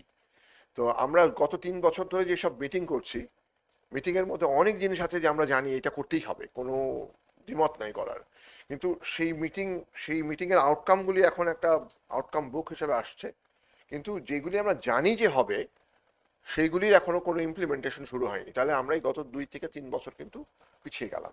এখানে কিন্তু সরকারের প্রোঅ্যাক্টিভ হওয়া উচিত ছিল, এটা হচ্ছে আমার পার্সোনাল ওপিনিয়ন। আমরা সরকারকে সবসময় বলে এসেছি, এটা মনে হয় আমরা অনেকবার কথা বলেছি এটা নিয়ে, সেটা হচ্ছে যে অ্যাপারেল সেক্টরের 76% হচ্ছে non cotton in the world apparel সেক্টরের। বাংলাদেশের এক্সপোর্টের 74% হচ্ছে আপনার কটন। তার মানে আমি যেই জায়গাটায় আমার বড় মার্কেট চাং ব্যবসা যেটা রয়ে গেছে সেখানে আমার প্রেজেন্স খুব কম। আমি যদি ফিগারটা ভুল মনে না থাকে আমার, তাহলে সম্ভবত যে অ্যাপারেল নন কটন যে মার্কেটটা আছে তার 5% আমরা করি, অনলি 5% আমরা করি। চায়না করে মনে হয় হচ্ছে 29 কিংবা এরকম একটা কিছু। নন কটনের কথা বলছি, কিন্তু আমি কিন্তু কটনের কথা বলছি না, মানে আমি টোটালটার কথা বলছি না, শুধুমাত্র নন কটন। এই সেক্টরটাই হচ্ছে বাংলাদেশকে, অ্যাপারেলকে $100 বিলিয়ন জন্য যেটা আমরা টার্গেট করছি 2030 সালে যাব, সে $100 বিলিয়ন অ্যাচিভ করার জন্য এইটাই হচ্ছে একমাত্র ওয়ে। বিকজ কটন মার্কেট আমরা আসলে মোটামুটিভাবে এক্সস্ট করে ফেলছি। আমি শিওর আপনারা সবাই জানেন যে ইউরোপে বাংলাদেশ চায়নাকে এক্সিড করেছে নিটওয়্যারে, ডেনিমে বাংলাদেশ হচ্ছে 1 নাম্বার। হ্যাঁ, সো এই অ্যাচিভমেন্টগুলি আমরা করেছি। এখনো যেটা করা হয়নি, যেটা এখন আনট্যাপড আছে, which is a low hanging fruit for us, সেখানে আমরা সরকারের সহায়তা চাই। এটা প্রচুর ইনভেস্টমেন্ট দরকার, বিকজ আমাদের কম্পিটিটর হচ্ছে চায়না এবং Chinese রিলোকেটেড industry in Vietnam. So basically the origin is China. তো চায়নার ইকোনমিজ অফ স্কেলের কারণে আমরা যদি ওখানে ওদের সাথে কম্পিট করতে চাই, প্রচুর সাপোর্ট দরকার। সাবসিডির ব্যাপারে একটা প্রশ্ন আসলে, আমাদের ইনসেন্টিভ বন্ধ হয়ে গেল, তারপরের দিন ইন্ডিয়া কিন্তু মোদী সাহেব কিন্তু সাইন করলেন একটা ইনসেন্টিভের প্যাকেজ সাইন করলেন, I think very next day or next second day. So তাহলে ওরা যদি দিতে পারে আমরা দিতে পারবো না কেন, কিংবা আমরা যদি দিতে যাই তাহলে এটা কি হবে? নন কটন বললাম, আমি সেলিম রহমান সাহেবের সাথে 100% একমত যে আমাদের এন্টারপ্রেনারদের যেই জায়গাটায় কাজ করার কথা ছিল, যে ওই 5টা প্রোডাক্টে আমরা মাত্র লেস দ্যান $1 বিলিয়ন এক্সপোর্ট করতে পেরেছি। এখানে আমাদের আসলে অনেক আছে, মানে ঘাটতি আছে। আমরা সবাই যাই হচ্ছে যেই জায়গাটায় আমরা ব্যবসা, আমার অলরেডি মার্কেট আছে সেখানে আমি যাই। ইভেন আমি যখন একটা ফ্যাক্টরি করতে যাব তখন আমি চিন্তা করবো আমার রেডি মার্কেট কি আছে। এটা আমাদের ক্ষেত্রে হয়েছে। আমরা যখন এক্সপানশন করতে যাচ্ছি তখন আমরা যদি চিন্তা করি কোন প্রোডাক্টটা নিব, যেটার আমার মার্কেট রেডি আছে, যেটার কাস্টমার আমার রেডি আছে, আমি কষ্ট করে যাই না। এটা হচ্ছে আমাদের শর্টকামিংস। আমরা বিজিএমই থেকে গত 2-3 বছর ধরে, স্পেশালি দিস বোর্ড, আমরা অনেকবার বলে যাচ্ছি, একটা কিছুটা অ্যাওয়ারনেস হয়েছে। আমি বলতে পারি আমাদের এফওবি ভ্যালু বেড়ে গেছে, মানে ইন গ্রস জেনারেল লেভেলে বাড়েনি, কিন্তু কিছু কিছু লেভেলে যেখানে আমরা আগে ধরেন শার্ট বানাতাম, শার্ট কিংবা টি শার্ট, পোলো শার্ট বানাতাম হচ্ছে $3 $4, সেটা আমরা এখন $10 $9 $8 টি শার্ট বানাই। বাংলাদেশে একটা প্রোডাক্ট এসে, খুব বেশি ফ্যাক্টরি এখনো করেনি, সিমলেস প্রোডাক্ট। আপনি হাই এন্ডের অ্যাক্টিভওয়্যার 2-3টা ফ্যাক্টরি করেছে বাংলাদেশে। তো এইগুলির দিকে বাংলাদেশে যাচ্ছে। ও জ্যাকেট এক্সপোর্ট হয়েছে, মার্কস অ্যান্ড স্পেন্সারের একটা প্রোডাক্ট এক্সপোর্ট হয়েছে, এফওবি ইজ $348। That's amazing. তার মানে ও $1000 বিক্রি করে, হয়তো বা 500 পিসি প্রোডাকশন গেছে, হয়তো বা মোস্ট লাইকলি, কিন্তু এগুলি হচ্ছে। পেজটা অবশ্যই স্যাটিসফ্যাক্টরি না, এখানে আমাদেরকে কাজ করতে হবে। আমি আমাদের মানে এন্টারপ্রেনারদের দিক থেকে বলবো যে এই জায়গাটায় আমাদেরকে আসলে অনেক গ্যাপস আছে, আমাদের করতে হবে।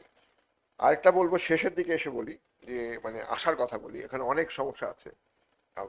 এক্সচেঞ্জ রেট নিয়ে মনে সেম সাহেব আমাকে জানতে চাচ্ছিলেন। এক্সচেঞ্জ রেটের ব্যাপারে আমরা কিন্তু সবসময় বিজিএমএ থেকে কিন্তু সবসময় আমরা বলে এসেছি যে আসলে একটা কন্ডিউসিভ এক্সচেঞ্জ রেট হওয়া উচিত, যেটা আসলে অনেক আগে থেকে বলা হচ্ছিল। There is a term we use to use that, export friendly exchange rate. সেটা হয়নি নানান কারণে, সেটা একটা আপনিও জানেন যে এটা আসলে কারণটা কি। এবং এই যে এখন যে লাস্ট পর্যন্ত যে হঠাৎ করে হলো, সেটাও তো আমরা এক ধরনের বাধ্য হয়ে যাচ্ছি। এই টুলসটাও যে রাইট টুলস, সেটাও আমি ব্যক্তিগতভাবে একদমই মনে করি না। হ্যাঁ, আমরা এক ধরনের প্রোটেকশন দিচ্ছি দেখে আমাদেরকে হঠাৎ করে 30% 27% ডিভ্যালুয়েশন করতে হচ্ছে।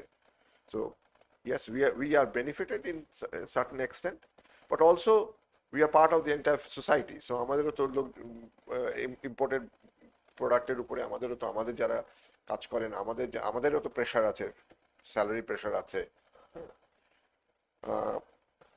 আমাদের স্যালারি বেড়েছে অনেক, আপনারা জানেন। তো এইটা আসলে একটা প্রেশার হবে ইন্ডাস্ট্রির জন্য। তার সাথে পোস্ট এলডিসির যে চ্যালেঞ্জগুলি আছে সেগুলিকে যদি আমরা এখন অ্যাড্রেস না করি, তাহলে ইন্ডাস্ট্রির উপর একটা প্রেশার হবে। তবে এখানে আসার কথা হচ্ছে যে আমরা আসলে এন্টারপ্রেনার হিসাবে অত্যন্ত রেজিলিয়েন্ট। স্পেশালি আমি সবার কথাই বলবো, তার সাথে আরএমজির একটা আছে। আমেরিকায় কিন্তু আমাদের কোনো ডিউটি নাই, ডিউটি বেনিফিট নাই। 73% প্রোডাক্ট আমাদের সারা পৃথিবীতে যায় হচ্ছে বেনিফিটেড অ্যাডভান্টেজ নিয়ে। আমেরিকায় কোনো কিছুই নাই। আমরা কিন্তু আমেরিকায় গ্রো করেছি। হ্যাঁ, আমেরিকায় আমাদের গত বছরে ছিল হচ্ছে, এই বছরে বোধহয় $7 বিলিয়ন, যদিও ডিক্লাইন করেছে 25%। টোটাল আমেরিকান ইম্পোর্ট ডিক্লাইন করেছে 22%, তার মধ্যে বাংলাদেশ করেছে 25%। সো আমরা করেছি, কিন্তু 22 সাল পর্যন্ত কিন্তু আমরা আমেরিকাতে ইমপ্রুভ করেছি। তো যেখানে কোনো বেনিফিট নাই সেটা নিয়েও আমরা ইমপ্রুভ করেছি। তো ইনশাল্লাহ আমরা will find out a way. We only need policy support of the government, and remaining things we have to do by ourselves. আমি আশা করি আমরা পারবো ইনশাল্লাহ, এবং ডিসিসিআই কে আবার ধন্যবাদ জানাচ্ছি আমাদেরকে ইনভাইট করার জন্য এবং সেমিনার হোল্ড করার জন্য। Thank you. Thank you. এই পর্যায়ে আমি আহ্বান করবো জনাব মাহবুবুর রহমান পাটোয়ারিকে, managing director Sonali Aansh limited, তার মূল্যবান বক্তব্য দেওয়ার জন্য আমাদেরকে।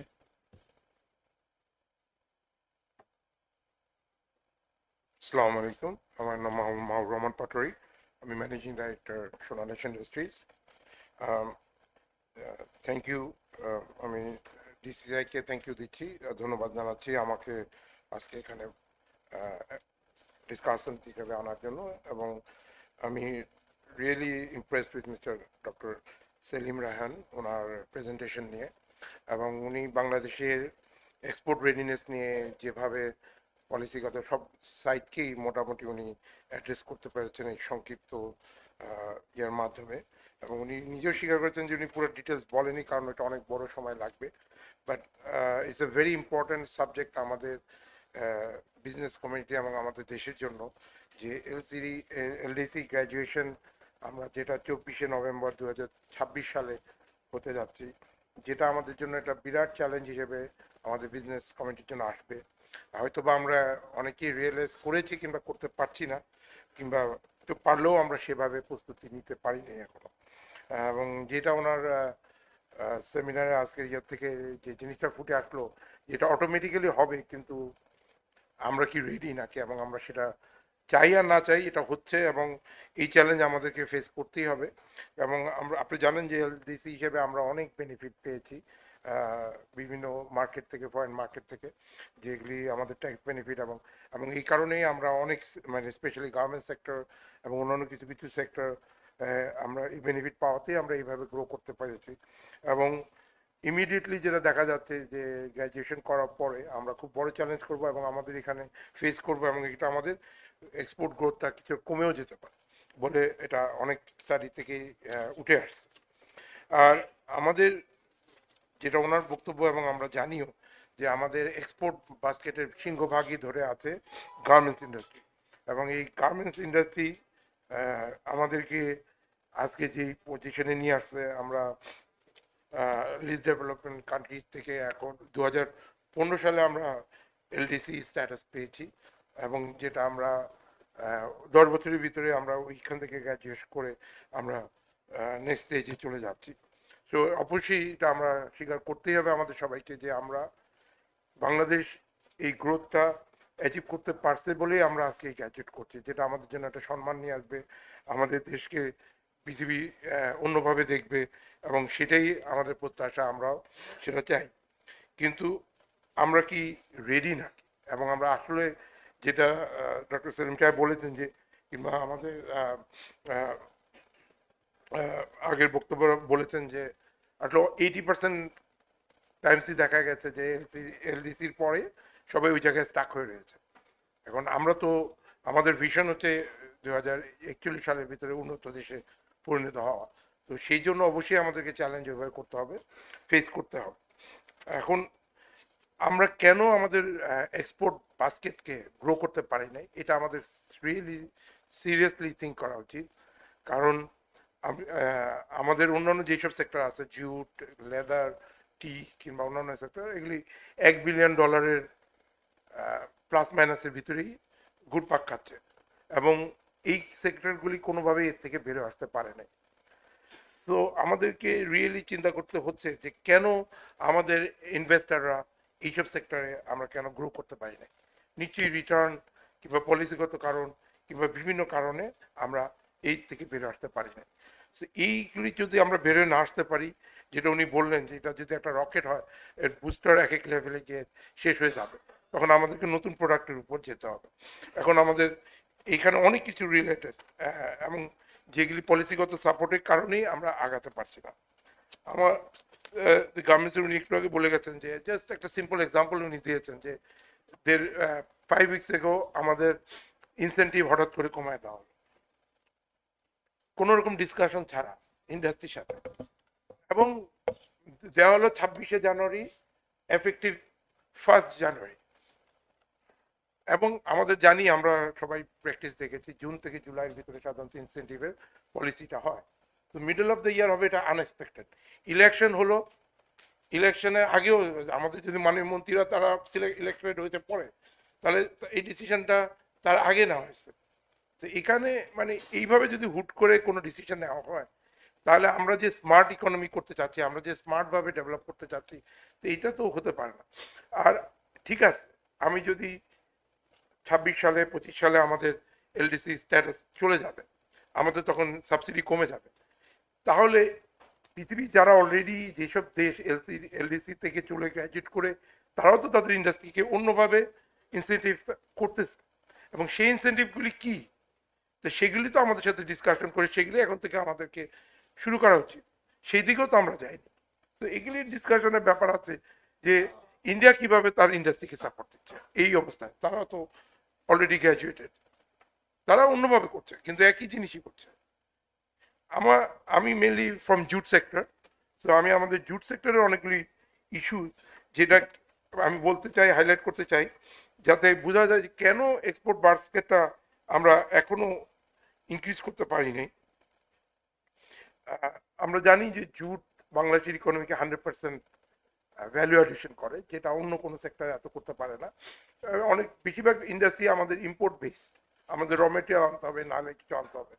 সো যেই ইন্ডাস্ট্রি আমাদেরকে সবচেয়ে বেশি বেনিফিট দিয়ে, আমরা অবশ্যই তাকে সাপোর্ট দেওয়া সবচেয়ে বেশি চেষ্টা করবো। অবশ্যই আমি বলবো না যে অন্য সেক্টরকে কমায় দেওয়া, কারণ দে আর ডুইং পারফরমেন্স ওয়াল, কিন্তু আমরা সেইভাবে সমানভাবে তাদেরকে ইনসেন্টিভাইজ করতে পারছি না। তাদের ইন্টারেস্ট রেট হাই রাখা হচ্ছে, তাদের কস্ট অফ ফান্ড হাই, কারণ তারা ইম্পোর্ট করে না। ওয়ারেজ আমি ইউপাস করি, আমরা গভর্নমেন্ট যেসব এলসি করতে যেসব ফান্ডিং করে, এক্সপোর্ট রেডিনেস ফান্ড এবং অন্যান্য ফান্ড থেকে, সেই সব ফান্ড থেকে তাদেরকে টাকা দেওয়া হয়, এখানে 2 থেকে 3%, যেখানে জুটকে 12 থেকে 13% দিতে হচ্ছে। তারপর ডলার রেটের একটা ফ্লাকচুয়েশন এখন দেখা যাচ্ছে, যে আমরা এক্সপোর্ট করলে পাচ্ছি 109 টাকা 50 পয়সা, ওয়ারেজ আমরা ইম্পোর্ট করতে গেলে ব্যাংক আমাদের কাছ থেকে 124 টাকা পর্যন্ত নিচ্ছে। তো এইখানে যে 14 টাকা 15 টাকা করে যে ডিফারেন্স তৈরি হচ্ছে, এই ডিফারেন্স এটা আমরা কি ইম্পোর্টকে এনকারেজ করতে চাচ্ছি না এক্সপোর্টকে ডিসকারেজ করতে চাচ্ছি? তো এটা পলিসি, এটা তো হতে পারে না। এবং এইসব পলিসিকে যদি আমরা অ্যাড্রেস না করি, এবং কিছু কিছু আবার ব্যাংক সরকারি যারা আছে তারা 110 টাকায় নিচ্ছে, 11 টাকা নিচ্ছে, আবার প্রাইভেট ব্যাংকরা বেশি নিচ্ছে। তো একই বিজনেস, আমরা দুটো বিজনেসম্যান, এই ব্যাংকের থেকে ফ্যাসিলিটিস আমার আছে বলে আমি বিজনেস করে যেতে পারবো, আরেকজন করতে পারবো না। এইভাবে যদি ডিসক্রিমিনেটরি পলিসি থাকে এবং পলিসির তারতম্য থাকে একই দেশের ভিতরে, তাহলে অবশ্যই আমাদের ফরেন ডাইরেক্ট ইনভেস্টমেন্ট বলেন আর আমার লোকাল ইনভেস্টমেন্ট বলেন, সবাই ডিসকারেজ হবে, এবং সেখানে একটা আনহেলদি কম্পিটিশন তৈরি হবে, এবং যেটা আমাদের গ্রোথ আনবে না। আমরা বলে যাই যে আমাদের দেশে সবচেয়ে কম ট্যাক্স আমরা নেই, এটা ঠিক কথা, কিন্তু আমি যদি দেখি আমাদের দেশের গভর্নমেন্ট ট্যাক্স বেসটা করে রেখেছে ইম্পোর্টের ম্যাটেরিয়াল উপর থেকে। এবং আপনি জানেন যে একটা রিক্সাওয়ালা হয়তো ট্যাক্স দেয় না, কিন্তু সেই যে লুঙ্গিটা পরে, যে কাপড়টা পরে, তার রংটা, তার প্রোডাক্টের উপরে ঠিকই গভর্নমেন্ট পোর্টে ট্যাক্স নিয়ে গেছে, এবং তাকে কিন্তু ইনডাইরেক্ট না। সো আমাদেরকে ওই বার্ডেনটা কমায় আনে আমরা যদি ডাইরেক্ট ট্যাক্সেশনটা বাড়াতে পারি, সেই মেকানিজমগুলি আমাদেরকে তৈরি করতে হবে, তাহলে আমরা কিছুটা সময় পাবো। কারণ আমাদের বেশিরভাগ ইন্ডাস্ট্রি সেট করতে অন্য সেক্টর পারতেছে না। বেশিরভাগ এই যে আপনি যে কোনো একটা ইন্ডাস্ট্রি করতে চান, কম্পোনেন্ট আপনাকে কোনো না কোনো জায়গা থেকে আনতে হবে। বাংলাদেশ সে আমাদের ব্যাকওয়ার্ড ইন্টিগ্রেশন নাই। সো এই প্রোডাক্ট আনতে গেলে আপনি বন্ড ফ্যাসিলিটি লাগবে, না হলে আপনার কোনো মেকানিজম নাই, যেটা অন্যান্য দেশে আছে। যেমন আমাদের দেশেও ড্যাডো সিস্টেমটা আছে, কিন্তু এটা কোনো এফেক্টিভ না। তো এইসব সিস্টেমকে যদি আমরা হারমোনাইজ না করি, আমাদের এক্সপোর্টের সাথে যে ইনসেন্টিভগুলি, এগুলি পেতেও টাইম লাগে। আমাদের 3 মাস 4 মাস 5 মাস পরে গিয়ে আমরা ইনসেন্টিভ পাই, যেমন 1 বছর পরে পাই। ওয়াইজ অন্যান্য দেশে ইন্ডিয়া ওদের এক্সপোর্টের যে ডকুমেন্টেশন ওরা সাবমিট করে ওইখানে ওদের ক্রেডিট জেনারেট হয়ে যাচ্ছে। সো এইসব জায়গায় যদি আমরা স্মার্ট না হই, কস্ট অফ ডুইং বিজনেস আমরা যদি ইমপ্রুভ না করতে পারি, তাহলে আমরা কিভাবে কম্পিটিটিভ হব? আমি জাস্ট জুটের এক্সাম্পলটা দিই। আপনি আমাদের র জুট কিনতে গভর্নমেন্ট এর এআইটি করে রাখছে 2%। আপনি আমার 70% প্রোডাক্ট কস্টই র জুট, সো আমাকে 2% ওখানে দিতে হচ্ছে। আমি যখন এক্সপোর্ট করব আমার পুরো টাকার উপরে 1% এআইটি কেটে রাখবে। তারপরে আমি যেগুলি টিডিএস কিনেছি, যেটা করেছি, যা মালামাল কিনেছি এক্সেস আলাদা দেন র জুট, সবগুলির উপরে এআইটি ভ্যাট আমাকে কেটে জমা দিতে হবে। সো আমি যে সাবসিডি পাবো সে তার উপরে 10% এআইটি কেটে নেবে। সো বাই দ্য টাইম আমার প্রোডাক্ট এক্সপোর্টের জন্য রেডি হলো, সেখানে অলরেডি আমি 3 to 4-5% expensive then my competitor, just because. এবং আমি ইন্টারন্যাশনাল মার্কেটে কম্পিট করতেছি, ওই আমার তো বায়াররা কোনোদিন ভ্যাট দিবে না, তার উপরে ভ্যাট চার্জ করা আমার জন্য প্রযোজ্য হবে না, এআইটি হচ্ছে না। সো এগুলি আমাদের আসলে অ্যাড্রেস করার একটা বিরাট ইস্যু রয়ে গেছে, যেগুলি আমাদেরকে পলিসিগতভাবে সত্যভাবে যদি আমরা না যাই, তাহলে আমরা এই যে এক্সপোর্ট বাড়াতে চাচ্ছি সেটা হচ্ছে না। আরেকটা হচ্ছে যে ডিসক্রিমিনেটরি পলিসির জন্য আমাদের ফরেনাররাও কিন্তু এগুলি ফলো করে। একটা দেশে কি, দেশের আইন কি, তার পলিসি কি, আমি কিভাবে আনবো, তখন যারা দেখে যে একই দেশে দুই আইন দুইভাবে চলে, তখন ওরাও কিন্তু ডিসকারেজ হয় এই দেশে ইনভেস্ট করতে। এবং আপনি দেখবেন যেসব দেশ, চায়না বলেন, ভিয়েতনাম বলেন, যারা যেভাবে ফরেন ডাইরেক্ট ইনভেস্টমেন্ট অ্যাট্রাক্ট করতে পারছে, তারা কিন্তু ওদেরকে এইভাবে ইনসেন্টিভ দিয়েছে বলেই করতে পারছে। আমাদের দেশে আমরা আরো অনেক ইন্ডাস্ট্রি যেমন এপিআই করতে চাচ্ছি, মানে ফার্মাসিউটিক্যাল র ম্যাটেরিয়ালস, আমাদের গভর্নমেন্ট পলিসি করলো 16 সাল থেকে গ্যাজেট তৈরি করেছে, কিন্তু এই গ্যাজেটের ইমপ্লিমেন্ট করতে এনবিআর লাগছে 5 বছর, যে এই ইনসেন্টিভগুলি দিবে। ওইখানে স্পষ্টভাবে লেখা আছে 32 সাল পর্যন্ত 20% এক্সপোর্টের উপর ইনসেন্টিভ দেবে। এই বছরই ওইটাকে 10% নেমে আনবে। তাহলে একটা যে আসবে আমাকে টেকনোলজি ট্রান্সফার করতে, যেই লোক ইনভেস্ট করতে আসবে, সে তো 1 বছরে একটা ইন্ডাস্ট্রি 6 দিনে ইন্ডাস্ট্রি করতে পারবে না, তাকে তো 1-2 বছর লাগবে একটা ইন্ডাস্ট্রি করতে, করে বেনিফিট নিতে নিতে। তার সে যদি দেখে যে দেশ আইন করে তার আইন পরের দিনই ভঙ্গ করতেছে নিজেরা, তো সেখানে সে কিভাবে ইনভেস্ট করতে আসবে? সো এই কনফিডেন্স বিল্ডিংও কিন্তু একদিনে হয় না। এই একটা পলিসির জন্য অন্য সেক্টরেও ইনভেস্ট করতে তারা ভয় পাবে। সো আমাদেরকে এই কনফিডেন্স তৈরি করাতে হবে।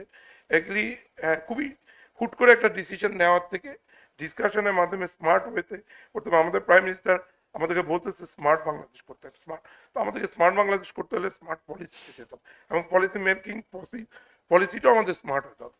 আমাদের বাংলাদেশ ব্যাংকের সার্কুলার আসবে কোনো একটা পার্ট, মানে আমরা যদি এক্সপোর্টকে এনকারেজ করতে চাই, আমাদের সার্কুলারের সব সেক্টরকে ইনসেন্টিভাইজ করতে হবে। আমি পার্টিকুলার একটা সেক্টরের জন্য বেস করে যদি আমি গ্যাজেট করি কিংবা সার্কুলার তৈরি করি বাংলাদেশ ব্যাংকে, সো এটা অন্য সেক্টরকে অ্যাফেক্ট করতেছে। সো এগুলি আমাদেরকে আসলে অনেক কিছু অ্যাড্রেস করার প্রয়োজন আছে, এবং মনে করি যেটা হবে।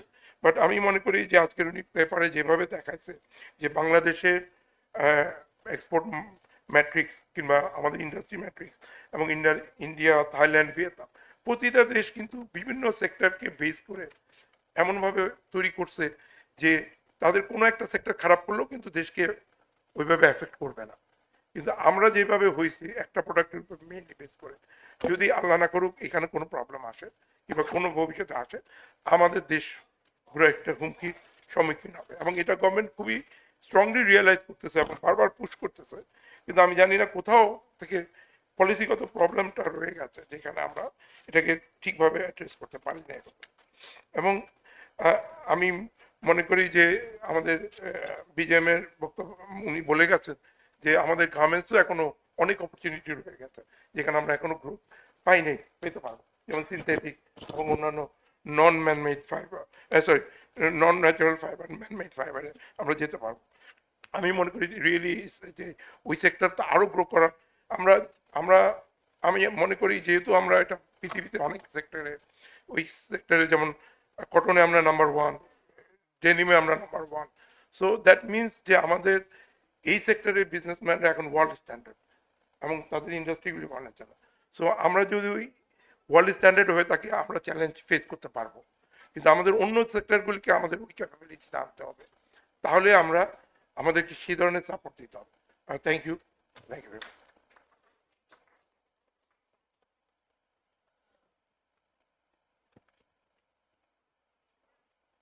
Thank you mister Mahbub Rahman Patwari. আমি প্রথমে একটু ক্ষমা চেয়ে নিচ্ছি আমাদের আজকের চিফ গেস্ট জনাব আমাদের মাননীয় শিল্পমন্ত্রী জনাব নুরুল মজিদ হুমায়ুন। উনি আজকে একটু জরুরি রাষ্ট্রীয় কাজে চলে যাওয়ার জন্য আসলে আসতে পারেননি। সো ওনার হয়ে আমি সবার কাছে আজকেই প্রথমে ক্ষমা চেয়ে নিচ্ছি। আমাদের অনুষ্ঠান মোটামুটি শেষ পর্যায়ে। আমরা খুব ছোট দু একটা কথা আমি একটু বলি যে দেখুন, আমি একটু সেলিম রায়হান ভাইয়ের খুবই ভালো একটা প্রেজেন্টেশন। আমি আসলে মানে প্রেজেন্টেশনটা দেখতে দেখতে চিন্তা করছিলাম যে আমি আসলে এটা মোটামুটি প্রায় পুরোটাই এগ্রি করি। এবং এখানে একটা জিনিস দেখেন, উনি একটা খুব ভালো একটা রেফারেন্স নিয়ে এসেছেন যে স্ট্র্যাটেজিক বেটস অ্যাপ্রোচ, যেটা একদম লাস্ট রাইট থেকে শুরু করি। এখানে একটা মজার জিনিস হচ্ছে যে বাংলাদেশের যদি দুইটা সাকসেসফুল ইন্ডাস্ট্রি দেখি আমরা, এক নাম্বার হচ্ছে গার্মেন্টস এবং দুই নাম্বার যদি লিস্টে যেটা আছে এখন যে আইটি এক্সপোর্টস, দুটোই কিন্তু অ্যাকচুয়ালি স্ট্র্যাটেজিক বেট। মানে 1980 সনে আমরা যে গার্মেন্টস শুরু করেছিলাম, তার আগে কোনো গার্মেন্টস এই যে আরএমজি এক্সপোর্ট ইন্ডাস্ট্রি যদি বাংলাদেশে হতে পারে, এটা কেউ কোনোদিন চিন্তাও করেনি 70s-এ। This was a completely new strategic bet, যেটা মোটামুটি কোনো প্রিসিডেন্সি ছিল না। এই ইন্ডাস্ট্রিটা বাংলাদেশে তৈরি হবে এটার কোনো কারণও ছিল না। আবার একই সাথে আপনি যদি দেখেন যে আইটি এনেবলড সার্ভিসেস ইন্ডাস্ট্রি যেটা, এটাও যখন শুরু হয় 90-এর দশকে, তার আগেও কিন্তু এটার কোনো কারণ ছিল না বাংলাদেশে যে এটা এই ইন্ডাস্ট্রিতে ডেভেলপ করবে, এটা চিন্তা করার। So these are both strategic bets, যেটা আসলে বাংলাদেশ সাকসেসফুলি অ্যাচিভ করেছে। আমরা আরো অনেকগুলো বেট, মানে স্ট্র্যাটেজিক বেটের ন্যাচারই হচ্ছে যে আপনি যতবার আপনি অনেকগুলো চেষ্টা করবেন, তার মধ্যে সবকটা সাকসেসফুল হবে না, কিছু খুব সাকসেসফুল হবে। সেটা আপনার 5 থেকে 10 বছরে ওই ইন্ডাস্ট্রিগুলো গ্রো করবে। আমাদের জন্য এখন কিন্তু গিভেন আমাদের যে এলডিসি গ্র্যাজুয়েশন স্টেটাস, এখানে যে একটা ট্রানজিশন হবে, আমরা যেরকম $1 ট্রিলিয়ন ইকোনমি হতে চাচ্ছি, এই অবজেক্টিভগুলো অ্যাচিভ করতে গেলে আমাদের আসলে ওই স্ট্র্যাটেজিক বেট ছাড়া অপশন নেই। বাট স্ট্র্যাটেজিক বেটেরও আসলে যেটা ক্রিটিক্যাল জিনিস, সেটা হচ্ছে যে আপনার যদি কন্ডিশন যদি ভালো না থাকে, ম্যাক্রো কন্ডিশন এবং ওভারঅল যে সিনারিও, এটা যদি ভালো না থাকে, আপনার ফেইলিয়ার রেট বেশি হবে। এটা আপনি যত কন্ডিউসিভ এনভায়রনমেন্ট যত কন্ডিউসিভ হবে, সাকসেস রেট তত বেশি হবে। একটু যদি এক্সাম্পল দিই, যে আমরা একটু ডক্টর সেলিম রায়হানও যেটা বলছিলেন, যে দেখেন আমরা যদি দেখি যে আমাদের যে ম্যাক্রো ইকোনমিক কন্ডিশনেই আসি, আপনার যদি ট্যারিফ রেট বেশি থাকে, কাস্টমস ট্যারিফ ব্যারিয়ার্স যদি বেশি থাকে, তখন ট্রেড গ্রো করে না।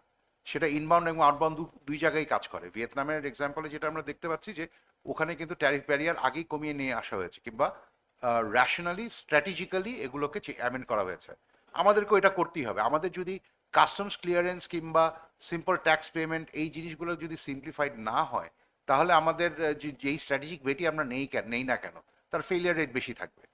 তার মানে কি, আমাদের রিসোর্স নষ্ট হবে, আমাদের এফিসিয়েন্সি কমবে। এই জিনিসগুলো কমিয়ে আনতে পারলে আমরা অনেক কিছু ইন্ডাস্ট্রি আসলে তৈরি হতে পারে। ইন্ডাস্ট্রিয়াল এই ধরনের স্ট্র্যাটেজিক ইনিশিয়েটিভস আসলে আলটিমেটলি বেসরকারি খাতকেই নিতে হবে বাংলাদেশে। এবং আমাদের এই যে দুটো হিস্ট্রি বললাম, আপনি যদি দেখেন, এগুলো কোনোটাই কিন্তু আসলে যে সরকারি প্রচেষ্টায় তৈরি হয়েছে, তার থেকে বরং আমি বলবো সরকারি সহায়তায় প্রতিষ্ঠিত হতে পেরেছে। এই জিনিসটা খুব ক্রিটিক্যাল একটা ব্যাপার।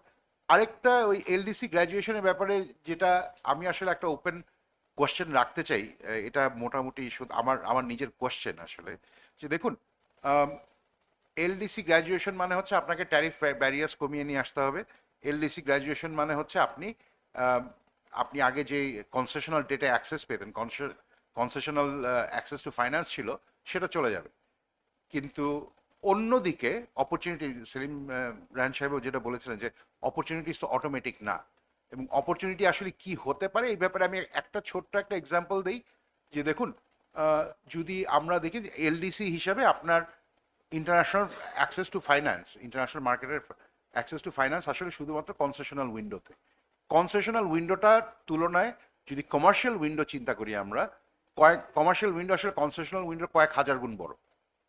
যদি কনসেশনাল যদি $1 ডেট অ্যাভেলেবেল হয়, সেক্ষেত্রে কমার্শিয়াল টার্মসে এটা হয়তো $1 ট্রিলিয়ন ডেট অ্যাভেলেবেল। সো এইটা একটা মার্কেট এটা একটা অ্যাক্সেস টু ফাইন্যান্সের জায়গা, যেটা আসলে আমাদেরকে একটু চিন্তা করতে হবে। সেকেন্ড জিনিস যেটা আসলে বিগ কোয়েশ্চেন মার্ক, যে এক্সচেঞ্জ রেটের যে ইস্যুটা আছে আমাদের যদি অবজেক্টিভ হয় যে এক্সপোর্ট ড্রিভেন ইকোনমি তৈরি করা, সেক্ষেত্রে কিন্তু ন্যাচারাল কনসিকুয়েন্স হচ্ছে যে আমাদেরকে এক্সপোর্ট প্রমোশন বেসিসে এক্সচেঞ্জ রেট করতে হবে। সেটা তাতে যদি ইনফ্লেশন বাড়তে পারে, সেই চাপটা আমাদেরকে নিতেই হবে। আচ্ছা, এই ব্যাপারে এখন আমি নিজে কোশ্চেন না বাড়িয়ে আমি আসলে আপনাদের সবার কাছ থেকে একটু কোশ্চেন নিতে চাই। আমরা যে কোনো একজনকে যদি বলেন, মানে জি আপনি একটু প্লিজ, আমি একটু রিকোয়েস্ট করবো যে 2 মিনিটের মধ্যে শেষ করবেন, তাহলে বাকি সবাইকে কথা বলতে দিতে পারবো। 2 মিনিটে হবে কিনা জানি না, তো হলো চেষ্টা করব যত সংক্ষিপ্ত করা যায়। আমি আলী জামান, আমি president small and medium enterprise SME owners association Bangladesh. তো আমি শুরুটা এইভাবে করতে চাই যে বাংলাদেশের export readiness post IDC LDC graduation perspective. সহজ বাংলা কথায় যে জিনিসটা আসে সেটা হলো যে এলডিসি গ্রাজুয়েশনের পরে বাংলাদেশের এক্সপোর্ট সংক্রান্ত প্রস্তুতি কতটুকু, সেইটা হলো আজকের আলোচনার বিষয়বস্তু। যে আলোচনা শোনার জন্য আমরা মোটামুটি এখানকার মেম্বার না হওয়া সত্ত্বেও আমন্ত্রিত হয়ে এসছি আর কি হলো। ধন্যবাদ আপনাদেরকে আর কি হলো। তো এখন যে বিষয়টা নিয়ে সবাই আলোচনা করেছেন, বিশেষ করে বক্তা খুব চমৎকারভাবে যে বক্তব্যটা দিয়েছেন এবং যে বক্তব্যটা সবসময় এসে থাকে, সেটা হলো যে একটা বা দুটো এক্সপোর্ট আইটেমের উপরে যদি নির্ভরশীলতা যদি পুরোপুরি চলে আসে, তাহলে ওই এক ঝুড়িতে সবগুলো ডিম রাখার মতন অবস্থা যে হয়, এবং কোনো এক সময় যদি ডিজাস্টার হয়, সেই ডিজাস্টারের পরিণতি আমাদেরকে যেভাবে ভোগ করতে হবে সেটা মোটামুটিভাবে সবাই কম বেশি অবগত আছেন, এবং এই কথাটাই গত 5-7 বছর ধরে সবাই বলে আসতেছেন। আর জিডিপির কথা যদি আমি বলি, তাহলে জিডিপির যে সংজ্ঞা আছে, যিনি কিনোট স্পিকার সহ যারা এখানে অর্থনীতির ছাত্র আছেন কম বেশি আর কি, সেটা হলো যে consumption plus investment plus government expenditure plus net export. এই নেট এক্সপোর্টটা কি জিনিস? নেট এক্সপোর্টটা হলো যে এক্সপোর্ট মাইনাস ইম্পোর্ট। তাহলে সেইটা যদি বিবেচনা করা হয়, তাহলে গার্মেন্ট সেক্টরের বা ইভেন আমার টেক্সটাইল সেক্টরের নেট এক্সপোর্ট কিন্তু, যেটা আমরা সবসময় আওয়াজ করে থাকি, এতটা কিন্তু না। অথচ কিন্তু তারা সুরানির ভূমিকায় তারা কিন্তু সরকারের কাছ থেকে সেই সুযোগটা পেয়ে থাকে। এর বিপরীতে যে স্মল সেক্টরের অন্যান্য যে সমস্ত ম্যানুফ্যাকচারিং আইটেম, যেগুলো পটেনশিয়াল খুবই আছে, যে পটেনশিয়ালগুলো আমরা যদি ঠিক মতন যদি নরেশ করতে পারি, তাহলে আমরা প্রকৃত ডাইভার্সিফিকেশনে যেতে পারবো। আপনি কি এই স্পেসিফিক ইস্যুতে কোনো প্রস্তাবনা বলবেন? হ্যাঁ, বলবো। জি, কথাটা যেটা বলতে চাই সেটা হলো যে এই যে প্রোডাক্ট ডাইভার্সিফিকেশনের ক্ষেত্রে, বিশেষ করে এক্সপোর্ট প্রোডাক্ট ডাইভার্সিফিকেশনের ক্ষেত্রে ম্যানুফ্যাকচারিং এর উপরে বিশেষ ধরনের গুরুত্ব দিতে হবে। কিন্তু ইতিমধ্যে আমরা লক্ষ্য করেছি যে সেই গুরুত্বটা কিন্তু আমরা পাইনি।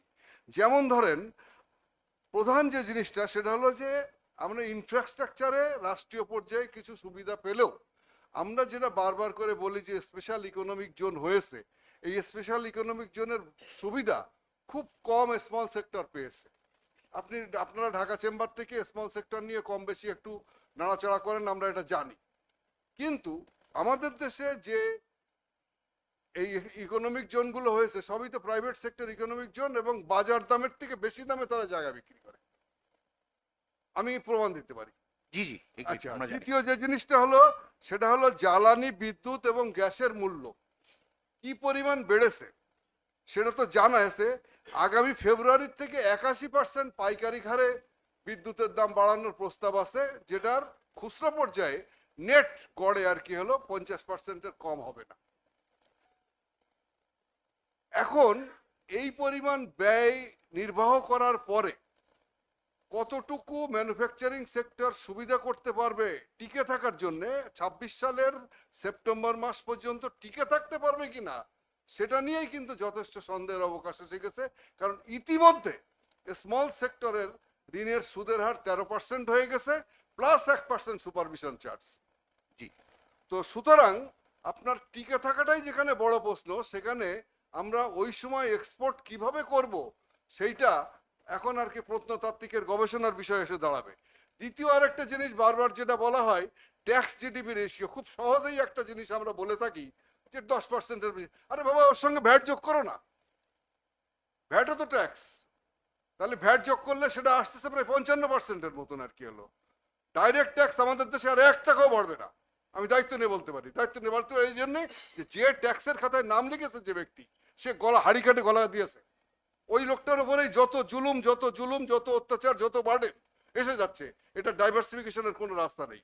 তো যাই হোক, আমার যেহেতু সময় অতিরিক্ত কম, আমি মোটামুটি গেলে এইটুকু খালি বলবো যে যদি সরকারের পলিসিটা সেইভাবে যদি না কার্যকর করা হয়, বিশেষ করে আমার যে সাবসিডি তুলে নিয়েছে নিক, অসুবিধা নাই, তাহলে আমার ইউটিলিটির উপরে আমাকে সাবসিডি দেওয়া হোক।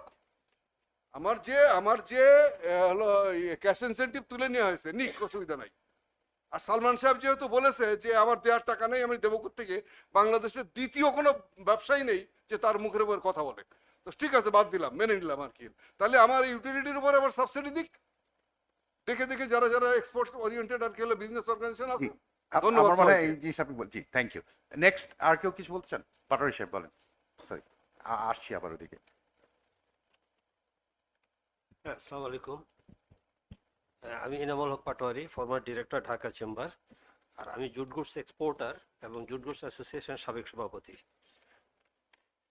আমি আমাদের keynote speaker doctor Selim Raihan সাহেবের সেই আলোচনা আমি যদি সংক্ষেপে একটু বলি, যে উনি যা ব্যাখ্যা দিয়েছেন যে এতই ডেসক্রিপটিভ, এই ধরনের ব্যাখ্যা নিয়ে অ্যাকচুয়ালি যে পয়েন্টগুলো আলোচিত হবে এবং যে পয়েন্টগুলো থেকে যে সমস্যাগুলো চিহ্নিত হবে, এটার জন্য আমার মনে আরও অনেক বেশি সময় দরকার।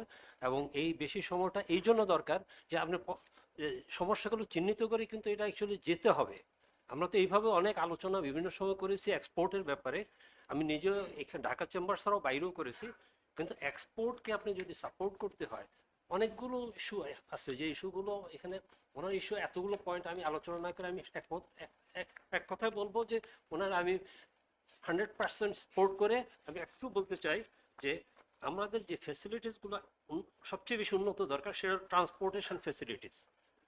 সেটার জন্য যে টাইম অ্যান্ড কস্ট ইনভলভ হচ্ছে বাই রোড, এটার কিন্তু অল্টারনেটিভ এখন পর্যন্ত ঢাকা চিটাগাং ট্রেন লাইনটা ডাবল এখনো হয়নি। যে ট্রেন লাইনটা পাকিস্তান টাইমে কিন্তু অ্যাপ্রুভ করা এবং কিছু কাজও হয়েছে, আমরা কেন ওইখানে ব্যাপারে কাজ করতে পারতেছেন, এটা একটা পয়েন্ট, এটা একটা আলোচনার ব্যাপার। প্রোডাক্টিভিটি প্রশ্নটা আসে, যেটা কি যে প্রোডাক্টিভিটির প্রশ্ন, স্কিল ডেভেলপমেন্ট শুধু বললে হবে না। গার্মেন্টস যখন স্টার্ট হয়েছে, প্রোডাক্টিভিটি কিন্তু একদিনে আসেনি। প্রোডাক্টিভিটি গার্মেন্টসের অ্যাকচুয়ালি এখন ম্যান পাওয়ার, যে স্কিল ম্যান পাওয়ার কারণে কিন্তু গার্মেন্টস অন্য দেশের সাথে আমরা টিকে আছি। আমাদের দেশে গার্মেন্টসে ভালো স্কিল ম্যান পাওয়ার হয়েছে বিকজ এটা কিন্তু সেলফ মেড, এটা অ্যাকচুয়ালি ইন্ডাস্ট্রির মালিকরা করেছে এবং অ্যাকচুয়ালি এনভায়রনমেন্টে করেছে, এবং রানা প্লাজা এটার জন্য সবচেয়ে বড় ভূমিকা পালন করেছে। সো প্রোডাক্টিভিটির কারণগুলো কেন, প্রোডাক্টিভিটি আমরা কেন পারতেছি না, এখানে যে গভর্নমেন্ট পার্টিসিপেশন এবং প্রাইভেট পার্টিসিপেশন ফর স্কিল ডেভেলপমেন্টের এই জিনিসটা কিন্তু আমরা এখনো কিন্তু খুব দুর্বল পর্যায়ে আছি। যেখানে আপনার ইকোনমিক জোনের কথা আসছে, ইকোনমিক জোনে যে ম্যান পাওয়ার লাগবে, আমাদের এই man power even 5% man power আমাদের রেডি নেই। এখানে এক্সপোর্ট রেডিনেসের সাথে যে ব্যাকওয়ার্ড লিঙ্কেজের ব্যাপারটা, ব্যাকওয়ার্ড লিঙ্কেজ যদি ভালো না হয় এবং এটা যদি ট্যাক্স অ্যান্ড ট্যারিফ ব্যারিয়ারগুলো যদি ঠিকভাবে আলোচিত নির্দিষ্ট করা না হয়, কিন্তু আমার কথা হলো যে আপনার কস্ট অফ প্রোডাকশন আপনি এফেক্টিভ হবে না। আপনি ইনসেন্টিভ উঠায় দেন, ইনসেন্টিভ উঠায় দেওয়ার পেছনে যে কথাটা আসছে, যে উনি বলছেন যে হ্যাঁ ইনডাইরেক্টলি আপনি অন্য কিছুতে বললো যে ইউটিলিটিসগুলোকে ফুল বেনিফিট দিতে পারেন, জাস্ট আমি এটা অ্যাডমিট করি। নাম্বার 4, সবচেয়ে বড় হলো যে আপনার ব্যাংক আমাদেরকে ফেসিলিটি করতে সাপোর্ট দিচ্ছে না। বিং এক্সপোর্টার, আমাদের এক্সপোর্টার যারা, এক্সপোর্টার আইডেন্টিটি হয়নি, এক নম্বর, গভর্নমেন্ট সরকারিভাবে এটা কোনোভাবে ভালো আইডেন্টিটি হয়নি, আমরা এক্সপোর্টার। ক্লাসিফিকেশন হয়নি, কিছু হয়নি, কিন্তু এই এক্সপোর্টারদের কিন্তু ব্যাপার হলো ডিফল্টার কম। বোথ দেয়ার ইনভেস্টর ক্লাসিফাইড লোন এবং সেগ্রিগেট, এই লোন সেগ্রিগেট করে আবার ব্যাপার পাচ্ছে। এটা আমরা কতদিন এই প্র্যাকটিসে থাকবো? আমরা ক্লাসিফাইড লোনটাকে ব্যাপার এটা যে উইলফুল ডিফল্টার এবং রিয়েল ডিফল্টার, এই জিনিসটা কিন্তু এখনো ক্লারিফাই হয়নি। আমরা কিন্তু সরকার অনেক facility, wilful defaulter and real defaulter, এই ব্যাংক কিন্তু এই জন্য আমাদেরকে মানে সাধারণভাবে এক্সপোর্টারদেরকে বা বিভিন্ন ছোটো ছোটো এসএমই ফ্যাক্টরিদেরকে ভালো সাপোর্ট দিচ্ছে না। Reason is that. তা আমি সংক্ষেপে আমি শেষ করতে চাই, আমি সকলকে ধন্যবাদ দিয়ে শেষ করতে চাই। আর আমার প্রস্তাবনাটা হলো যে এটা নিয়ে একটা ডে লং ওয়ার্কশপ হোক এবং এখানে এসএমইকে ইনভলভ করা হোক। কারণ এসএমইতে ইনভলভ করার পেছনে কারণটা আমি জাস্ট এক মিনিট আমি শেষ করে দিচ্ছি। এসএমইতে ইনভলভ করার কারণ হলো যারা এখন জায়ান্ট হয়েছে, যেমন আমি নাম ধরেই বলি, স্কয়ার বলেন, প্রাণ বলেন, যারা তারা কিন্তু হাইটেকে যাচ্ছে না, তারা কিন্তু ব্যাকওয়ার্ড লিঙ্কেজের জন্য কিছু হচ্ছে না। তারা ব্যাপার এসএমই ফ্যাক্টরিতে ব্যাপার যে মুড়ি বানায়, যে চানাচুর বানায়, ওই প্রোডাক্টসে তারা চলে গেছে এবং মশলা বানায়। সো তারা এত পয়সার মালিক হয়েছে, তারা হাইটে যাচ্ছে না। তারা কেন ব্যাকওয়ার্ড লিঙ্কেজ ডেভেলপ করতেছে? তারা কেন ব্যাকওয়ার্ড লিঙ্কেজের জন্য কেন ইনভেস্টমেন্ট করতেছে না?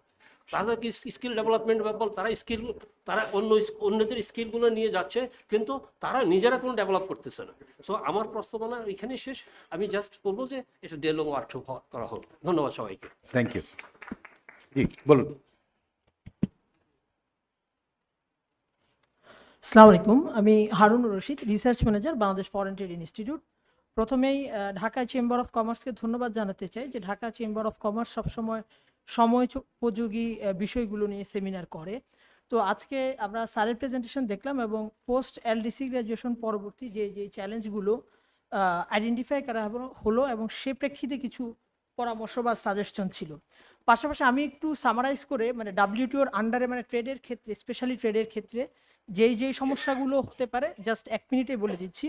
সেটা হচ্ছে আসলে সরকার হঠাৎ করে সাবসিডি কমিয়ে ফেলেছে। বিষয়টা হচ্ছে আমরা এলডিসি গ্র্যাজুয়েশনের পরে এগ্রিকালচার সেক্টর এবং নন এগ্রিকালচার সেক্টরে যে সাবসিডিটা দিতে পারতাম আগে, সেটা আসলে দিতে পারবো না। সেটা একটা রেডিনেসের কারণে ছিল। তারপর আমাদের আরেকটা সমস্যা হয়ে যাবে যে আমরা যখন এলডিসি গ্র্যাজুয়েশন হব, তখন বিভিন্ন দেশে আমরা ট্রেড বা এক্সপোর্ট করার ক্ষেত্রে আমাদের একটা ভ্যালু এডিশন কন্ডিশন আরোপ হবে রুলস অফ অরিজিনের আওতায়। সেক্ষেত্রে দেখা যাবে যে আমরা 40% কম ভ্যালু এডিশন করলে এক্সপোর্ট করতে পারবো না। পাশাপাশি আরেকটা সমস্যা যেটা হচ্ছে এখন ট্রিপস নিয়ে, ইন্টেলেকচুয়াল প্রপার্টি রাইট নিয়ে, যেটা হচ্ছে আমাদের মেডিসিন সেক্টর বা ফার্মাসিউটিক্যাল সেক্টরে যে আমাদের ব্যাকওয়ার্ড লিঙ্কের যে পার্টটা আছে, অর্থাৎ এপিআই ফার্মাসিউটিক্যাল সেক্টরের, সেটা নিজেরা ডেভেলপ করতে হবে। অর্থাৎ মিনিমাম বাংলাদেশ থেকে যে কোনো প্রোডাক্ট এক্সপোর্ট করার ক্ষেত্রে 40 থেকে 45% ভ্যালু এডিশন করতে হবে। তো এই ধরনের একটা প্রস্তুতির কে বিবেচনা করেই আসলে এই নন এগ্রিকালচার এবং এগ্রিকালচার সেক্টরের সাবসিডিটা কমানো হয়েছে। তো স্যার যেটা পরামর্শ বা সাজেশন দিলেন হচ্ছে আমাদের এখানে যে এক্সপোর্ট রেডিনেসের জন্য আমাদের প্রোডাক্ট কনসেন্ট্রেশনটা কমাতে হবে, আমরা আসলে এটার সাথে একমত। পাশাপাশি আমাদের যে বায়োলেটারাল নেগোসিয়েশন, অর্থাৎ বায়োলেটারাল যে কান্ট্রিগুলো আছে, যেসব কান্ট্রি আমাদের পটেনশিয়াল এক্সপোর্ট ডেস্টিনেশন, সেই সব পটেনশিয়াল পার্টনারদের সাথে বায়োলেটারাল এগ্রিমেন্টে যেতে হবে। এবং অনেক ক্ষেত্রেই স্যার যেটা বলেছেন যে আমাদের যে হাই ইম্পোর্ট ট্যারিফ স্ট্রাকচার, অর্থাৎ এন্টি এক্সপোর্ট বায়াসনেস, অর্থাৎ বিদেশে আমরা যে পরিমাণ এক্সপোর্ট করি সেই একই পরিমাণ বাংলাদেশে ডোমেস্টিক মার্কেটে বিক্রি করি বেশি দামে, ওই হাই ট্যারিফ স্ট্রাকচারটার কারণে যখনই আপনি বায়োলেটারালি কোনো দেশের সাথে নেগোসিয়েশন করতে যাবেন, তখন সে দেশ আপনার কাছে ট্যারিফ রিডাকশন চাইবে, আপনার সিডিএসডি কমাতে হবে। মানে তো সেই প্রস্তুতিটা বিবেচনা করে আপনি যেটা বললেন যে কি বলে আপনার যে আমরা এগ্রিকালচারাল সাবসিডি দিতে পারবো না, আমি খালি একটুকুই বলতে চাই, আপনি যদি ইউএস গভর্নমেন্টের এবং ইউরোপিয়ান ইউনিয়নের টোটাল এগ্রিকালচারাল সাবসিডির অ্যামাউন্টটা দেখেন, এটা একটা স্ট্যাগারিংলি লার্জ নাম্বার। সো আমরা দিতে পারবো না, কিন্তু ওনারা কিভাবে দিচ্ছেন এই জিনিসটা আসলে একটু বোঝা দরকার আছে। আমার মনে হয় আরেকটু আমি একটু বলে দিই যে আমরা কিন্তু আমাদের স্ট্র্যাটেজি হচ্ছে, আমরা কিন্তু যখন এই ধরনের প্রেজেন্টেশন করি, আমরা কিন্তু এই মেইন রিপোর্টটা পাবলিকলি অ্যাভেলেবল করি এবং আমরা আর মানে সবাইকে ইনভাইট করব যে আপনাদের যদি কোনো প্রস্তাবনা থাকে সেটা যদি বলেন, আমরা বিকজ আমরা যেটা করব এটার পরে সেটা হচ্ছে এই ডিসকাশন এবং আপনাদের সাজেশনের পরে ইনকর্পোরেট করে আমরা একটা পলিসি পেপার তৈরি করি, যেটার বেসিসে আমরা সরকারের কাছে আমরা এলডিসি গ্র্যাজুয়েশন এবং এই ধরনের ইস্যু নিয়ে সুনির্দিষ্ট প্রস্তাবনা যখন ফিউচারে দিব সেটা তৈরি হয়। এবং ওই প্রস্তাবনাটাও আসলে আমরা বছরের পর বছর চালু রাখি। মানে একবার একটা প্রস্তাবনা যদি আমরা নিয়ে আসি যেটা আমরা চাই, সেক্ষেত্রে এটা ওই প্রস্তাবনার ব্যাপারে কি হচ্ছে সেটা কিন্তু আমরা প্রত্যেক পরের বছরগুলোতেও আসলে আমরা রাখি, আলোচনা চালিয়ে যাই। জি, আপনি যদি একটু শর্টকাটে কিছু বলেন, আমরা last question. Assalamu alaikum. My name is Alam Iftikhar Chaudhary. I am representing Bangladesh Craft and Gifted Exporter Association. I am representing also a company who is exporting crafts for 40 years. So, Amar just thanks Dr. Selim bhai. Apnar paper ta everything it has been covered, but I just want to add যে আমরা infrastructure, আমাদের support, finance, everything we are talking about. But আমাদের কিন্তু there has to be a special focus on service export. আমরা service বলতে বুঝি ICT, আমরা service বলতে কিন্তু আইসিটির বাইরে আরো কিছু জেআরসি সাহেব যা করে গিয়েছেন 90s থেকে এসে আমরা আইসিটির ব্যাপারে চিন্তা করতে পারি না। আমাদের এখন এতগুলো লিড সার্টিফাইড ফ্যাক্টরি আছে বাংলাদেশে which is highest. Any of the RMG entrepreneurs or the thinkers thought যে আমি একটা সাবসিডি করি, এই ইন্ডাস্ট্রিগুলো যারা আরএমজিতে যারা আসছে নতুন আমাদের পিছিয়ে আছে তাদেরকে আমি ওখানে সার্ভিস এক্সপোর্টটা করি। আমার একটা কনসাল্টিং ফার্ম থাকে আলাদা, আমার এতগুলো অডিটর ফার্ম আছে, আমরা কি অডিটর ফার্ম বাইরে এক্সপোর্ট বা ইথিওপিয়াতে আমরা কোম্পানি খুলছি, আমরা কি ওখানে কোনো সার্টিফিকেশন কোম্পানি বাংলাদেশ থেকে যেতে পারছে? বা আমরা তো we are entrepreneurs, we don't need to be experts, we can hire experts but we can export this services. Second হচ্ছে কি, যেহেতু আমরা exporter we have to attend trade fairs, যেখানে আমরা আমাদের মাল নিয়ে যাই, আমাদের প্রোডাক্টস নিয়ে যাই, কারণ বাইরে ওখানে আসে। আমরা কি কোনো একটা ট্রেড ফেয়ার বিজয়, আমরা একটা বাণিজ্য মেলা করি, we are doing trade fairs, যেখানে আমি ইরানি কার্পেট বেচছি, আমি এখানে থালাবাটি বেচছি, বাট আমরা কি কখনো চিন্তা করেছি যে it's only for foreign buyers আসবে, আমি 100টা বায়ার আনবো? যে কোনো ইন্টারন্যাশনাল ট্রেড ফেয়ারের guest list, buyer list is available on payment. আমরা কি ওদেরকে নক করেছি, রিসার্চ উইং করেছি যে তাদেরকে আমি নক করবো রেগুলার বেসিসে, ভাই আপনারা আসেন, আমরা আপনাদের 200 জনের জন্য বড় বড় 200টা 500টা ব্র্যান্ডের জন্য আমি একটা ট্রেড ফেয়ার করছি যেখানে all regular establish exporters will be there, will not be sending only things. Thank you very much. আমি একটু কথা বলতে পারবো? শিওর, আমার তো লাস্টে যেহেতু একটা রেশনিং আছে, আমার রেশনের আওতায় পড়েছে। আচ্ছা, না আমার যেহেতু নিজস্ব লোক আমরা, তো সুতরাং এটা পরবর্তীতেও আমরা ডিসকাস করে নিতে পারবো। ফার্স্ট অফ অল কিনোট যিনি আলাপ করেছেন সব দিক থেকে ঠিকই আছে, কিন্তু আমাদের কিছু কিছু ব্যাপারে আমার কিছু প্রশ্ন আছে। সেটা হলো কি, একটু আগে পাটোয়ারি সাহেব যেটা বলেছিলেন যে আমাদের অন্য সেক্টরগুলো কেন আসে না, তাই এর মধ্যে ধরেন আমাদের এখন মেগা সেক্টর যেটা বলি রেমিটেন্স অ্যান্ড গার্মেন্টস, এটা ছাড়া আরও একটা মেগা সেক্টর আসছে ব্লু ইকোনমির উপরে। Blue economy is one of the mega sector will be within few years, কিন্তু দেয়ার সাম অফ লট অফ প্রবলেমস আর দেয়ার। তো আজকে যদি আমি এসেছি এই কারণে, মাননীয় মন্ত্রীকে আমি পাবো বলে বলেছিলাম, ওনাকে যেহেতু পাইনি তাই আমি ওনার কাছ থেকে কোনো প্রস্তাবও এখন দিতে পারছি। I got the all documentary evidences what's the problem of blue economy which should be the mega project of Bangladesh in near future.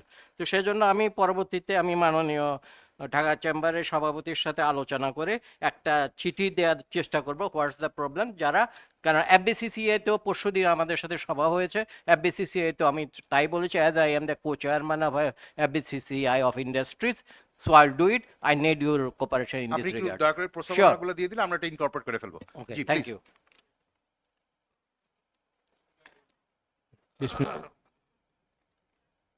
আমাদের কিনোট স্পিকার আজকে খুব সুন্দর LDC গ্রাজুয়েশনের উপর অনেকগুলো করেছেন।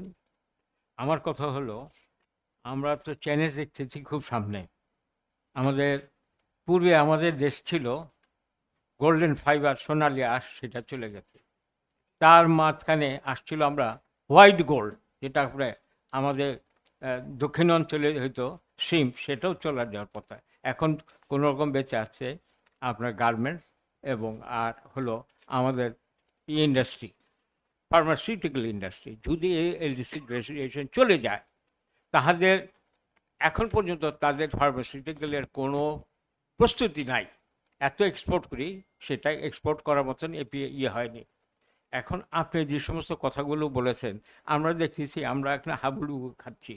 আমরা কি এটা এক্সটেনশন করার জন্য এলডিসি গ্র্যাজুয়েশনের উপরে কোনো প্রস্তাবনা কোনো কিছু নেই? আমাদের সরকার কি সে ব্যাপারে কোনো চিন্তা ভাবনা করতেছেন কি না? তবে আমরা শোনাশুন জানি এটা কিছু কিছু কান্ট্রি এটা আমাদেরকে 29 পর্যন্ত দিয়েছে। আমরা কেন আমরা প্যান্ডেমিকে পড়েছিলাম, আমরা এখন রাশিয়া ইউক্রেন যুদ্ধে পড়েছি, আমরা এখন ইয়েতে আপনার বলেন যে যে আপনার প্যালেস্টাইন আর ইয়ের সাথে ইসরায়েলের যুদ্ধে আছি।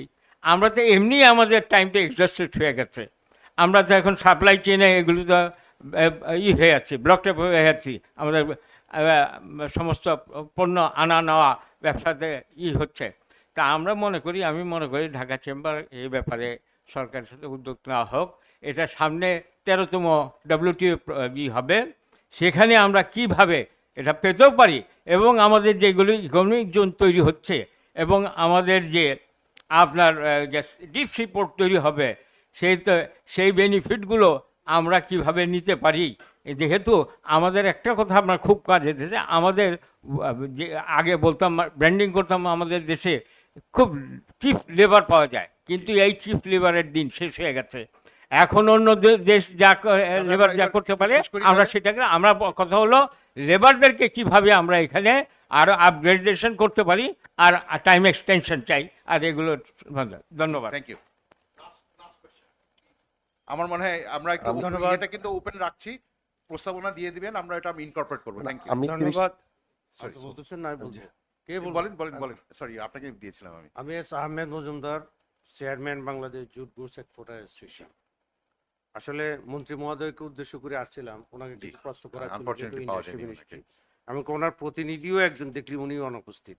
জি, ডাইরেক্টর জেনারেল উনি থাকলেও একটু হতো। যাই হোক, যে অবস্থান থেকে আমরা আসলে বিষয়টা হলো এলডিসি নিয়ে যে আলোচনাগুলি হচ্ছে, আসলে আমাদের যে আমাদের র মেটেরিয়ালস ইন্ডাস্ট্রিগুলি আমরা ধ্বংস করে দিচ্ছি। মানে আভ্যন্তরীণ যে আমাদের ক্যাপাসিটিটা, এটা তো আমাদের নাই। যেমন জুট মিলগুলি আমাদের কৃষকরা যে জুট দেয়, আমাদের জুট দিয়া ইন্ডিয়া পাকিস্তান চায়না ওরা ডিস্ট্রিবিউশন করছে, আমরা পাচ্ছি না কেন? আমাদের একদিক দিয়ে আমরা বর্ষ ডিক্লারেশন করছি জুটের, আরেক দিক দিয়ে আমাদের জুট মিল বন্ধ হচ্ছে।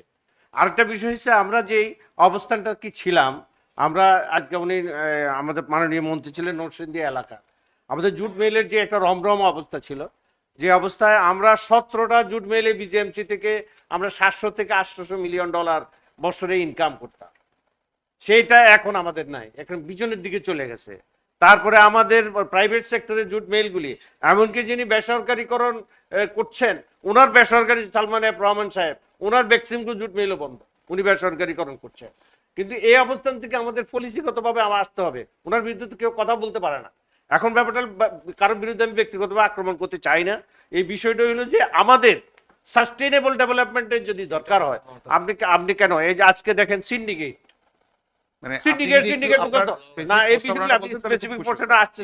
আপনাকে বলতাম, সিন্ডিকেট আমাদের ব্যাংক চলে যাচ্ছে পরিবারের কাছে, সিন্ডিকেট আমাদের পলিটিক্স চলে গেছে পরিবার ভিত্তিক, আমাদের ব্যবসায় শুধু সিন্ডিকেট না, এখন সিন্ডিকেট সব জায়গায় সিন্ডিকেট। এই সিন্ডিকেশনের কারণে আমাদের সেলিম রহমান ভাইয়ের অনেক ইয়েতে আমি কিন্তু অ্যাটেন্ড করি, উনি আর ব্যক্তিগতভাবে উনি অনেক কিছু নিয়ে আসেন, অনেক কিছু বাস্তব নিয়ে আসেন, কিন্তু অ্যাকচুয়ালি আমাদেরকে বাস্তবতা তো যেতে হবে। আমি আমার কৃষক জুট দিচ্ছে, আমার শ্রমিক প্রোডাক্টিভিটি, আমার বিজিএমসিতে যেমন 25,000 স্কিল লেবারকে বিদায় করা হয়েছে, এর মধ্যে 8 থেকে 10,000 ছিল আউটগোয়িং। তো ওরা যদি বার্ডেন হয়ে থাকে, তাহলে বাকি 10,000 12,000কে আমরা কাজে লাগাতে পারতাম না। এই মেলগুলি এখন এই বিষয়গুলি আমরা যারা এক্সপোর্ট করি আমাদের কোনো লাইবিলিটিস নাই, অথচ আমাদেরকে কি যুদ্ধ বলবেন যারা ওই আমাদের ডলারটা সরাসরি আনি, আমাদের রেভিনিউ যুদ্ধ মনে হয় এখনো হইতে পারেনি। এখন এই অবস্থাটাকে আমাদের কোনো ব্যাক টু ব্যাক নাই, তো আমরা মঞ্চের নাম কোনো সুবিধা বুক করি না, ওয়ার হাউসের নামে সুবিধা বুক করি না। আমরা দেখা যাচ্ছে যে আমরা পত্রপত্রিকায় দেখি হাজার হাজার কোটি টাকা মঞ্চের নামে মারছেন, আর আপনি ব্যাংকের মালিক হয়ে যাচ্ছেন। What is this? কিভাবে হলো? তাহলে আপনি কিভাবে সাস্টেইনেবল ডেভেলপমেন্টটা করবেন? আপনাকে এইটা তো কয়েকজনের সাথে হবে না। আমরা 17 কোটি লোকের মধ্যে আমরা কয়েকজন সিন্ডিকেট, কয়েকজন লোকের মধ্যে আমি আসলে সমস্ত রিকোয়েস্ট করব আপনাকে একটু প্রস্তাবনাটা বলেন। কি প্রস্তাবনাটা হলো, এখানে আমাদের আভ্যন্তরীণ যে র ম্যাটেরিয়ালস দিয়ে আমাদের যে সকল ইন্ডাস্ট্রি আছে এগুলিকে 26 সালের মধ্যে আমাদের প্রোডাক্টিভিটি বাড়াতে হবে। এটা কোনো অবস্থাতেই ইয়ে নাই। যেমন সুগার কর্পোরেশন আখ, আপনি কি এখন আপনি যে মিল বন্ধ করছেন, আমি আজকে শিল্পমন্ত্রীর উদ্দেশ্য করে আসছিলাম এই জন্যই। আজকে আপনি চিনি সিন্ডিকেট হচ্ছে। আপনি কেন আমাদের জায়গা আছে, আমাদের আখ আছে, আমাদের লোক আছে, আমাদের স্কিল লেবাররা আছে, কেন আমরা এই আধুনিকরণ করতে পারি না? ডেফিনেটলি আমরা অন্য জায়গায় ইনভেস্ট করতে পারি। জুট মিলে আধুনিকরণ আমরা এটা মেনে নিলাম। আপনি একটু আমাদের স্পেসিফিক প্রস্তাবনাগুলো যদি দেন আমরা এটা আচ্ছা, আমি সেটাই দেব, লিখিতভাবে দেব। ধন্যবাদ। Thank you. আমি 30 সেকেন্ড সময় নিব শুধু।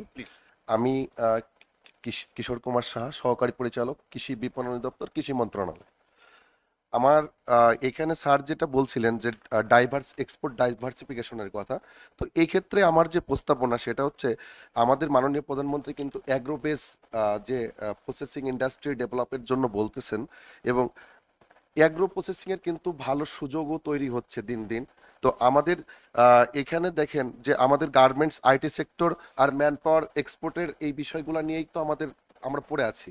তো গার্মেন্ট আপনারা যদি প্রাইভেট সেক্টর যদি একটু এগিয়ে আসে, যেখানে ভিয়েতনাম বা থাইল্যান্ড বা আমাদের যেসব ফ্রুটসগুলো হয়, ফলগুলা সিজনেই শেষ হয়ে যাচ্ছে, এটা যদি প্রসেসিং করে যদি একটু ভ্যালু অ্যাডিশন করে আপনারা যদি এইটা এক্সপোর্টের দিকে একটু যাইতেন তাহলে বিষয়টা দেশের জন্য ভালো হতো। এটা আমরা স্বীকার করি। আচ্ছা, এই পর্যায়ে আমি শেষ করতে বাধ্য হচ্ছি।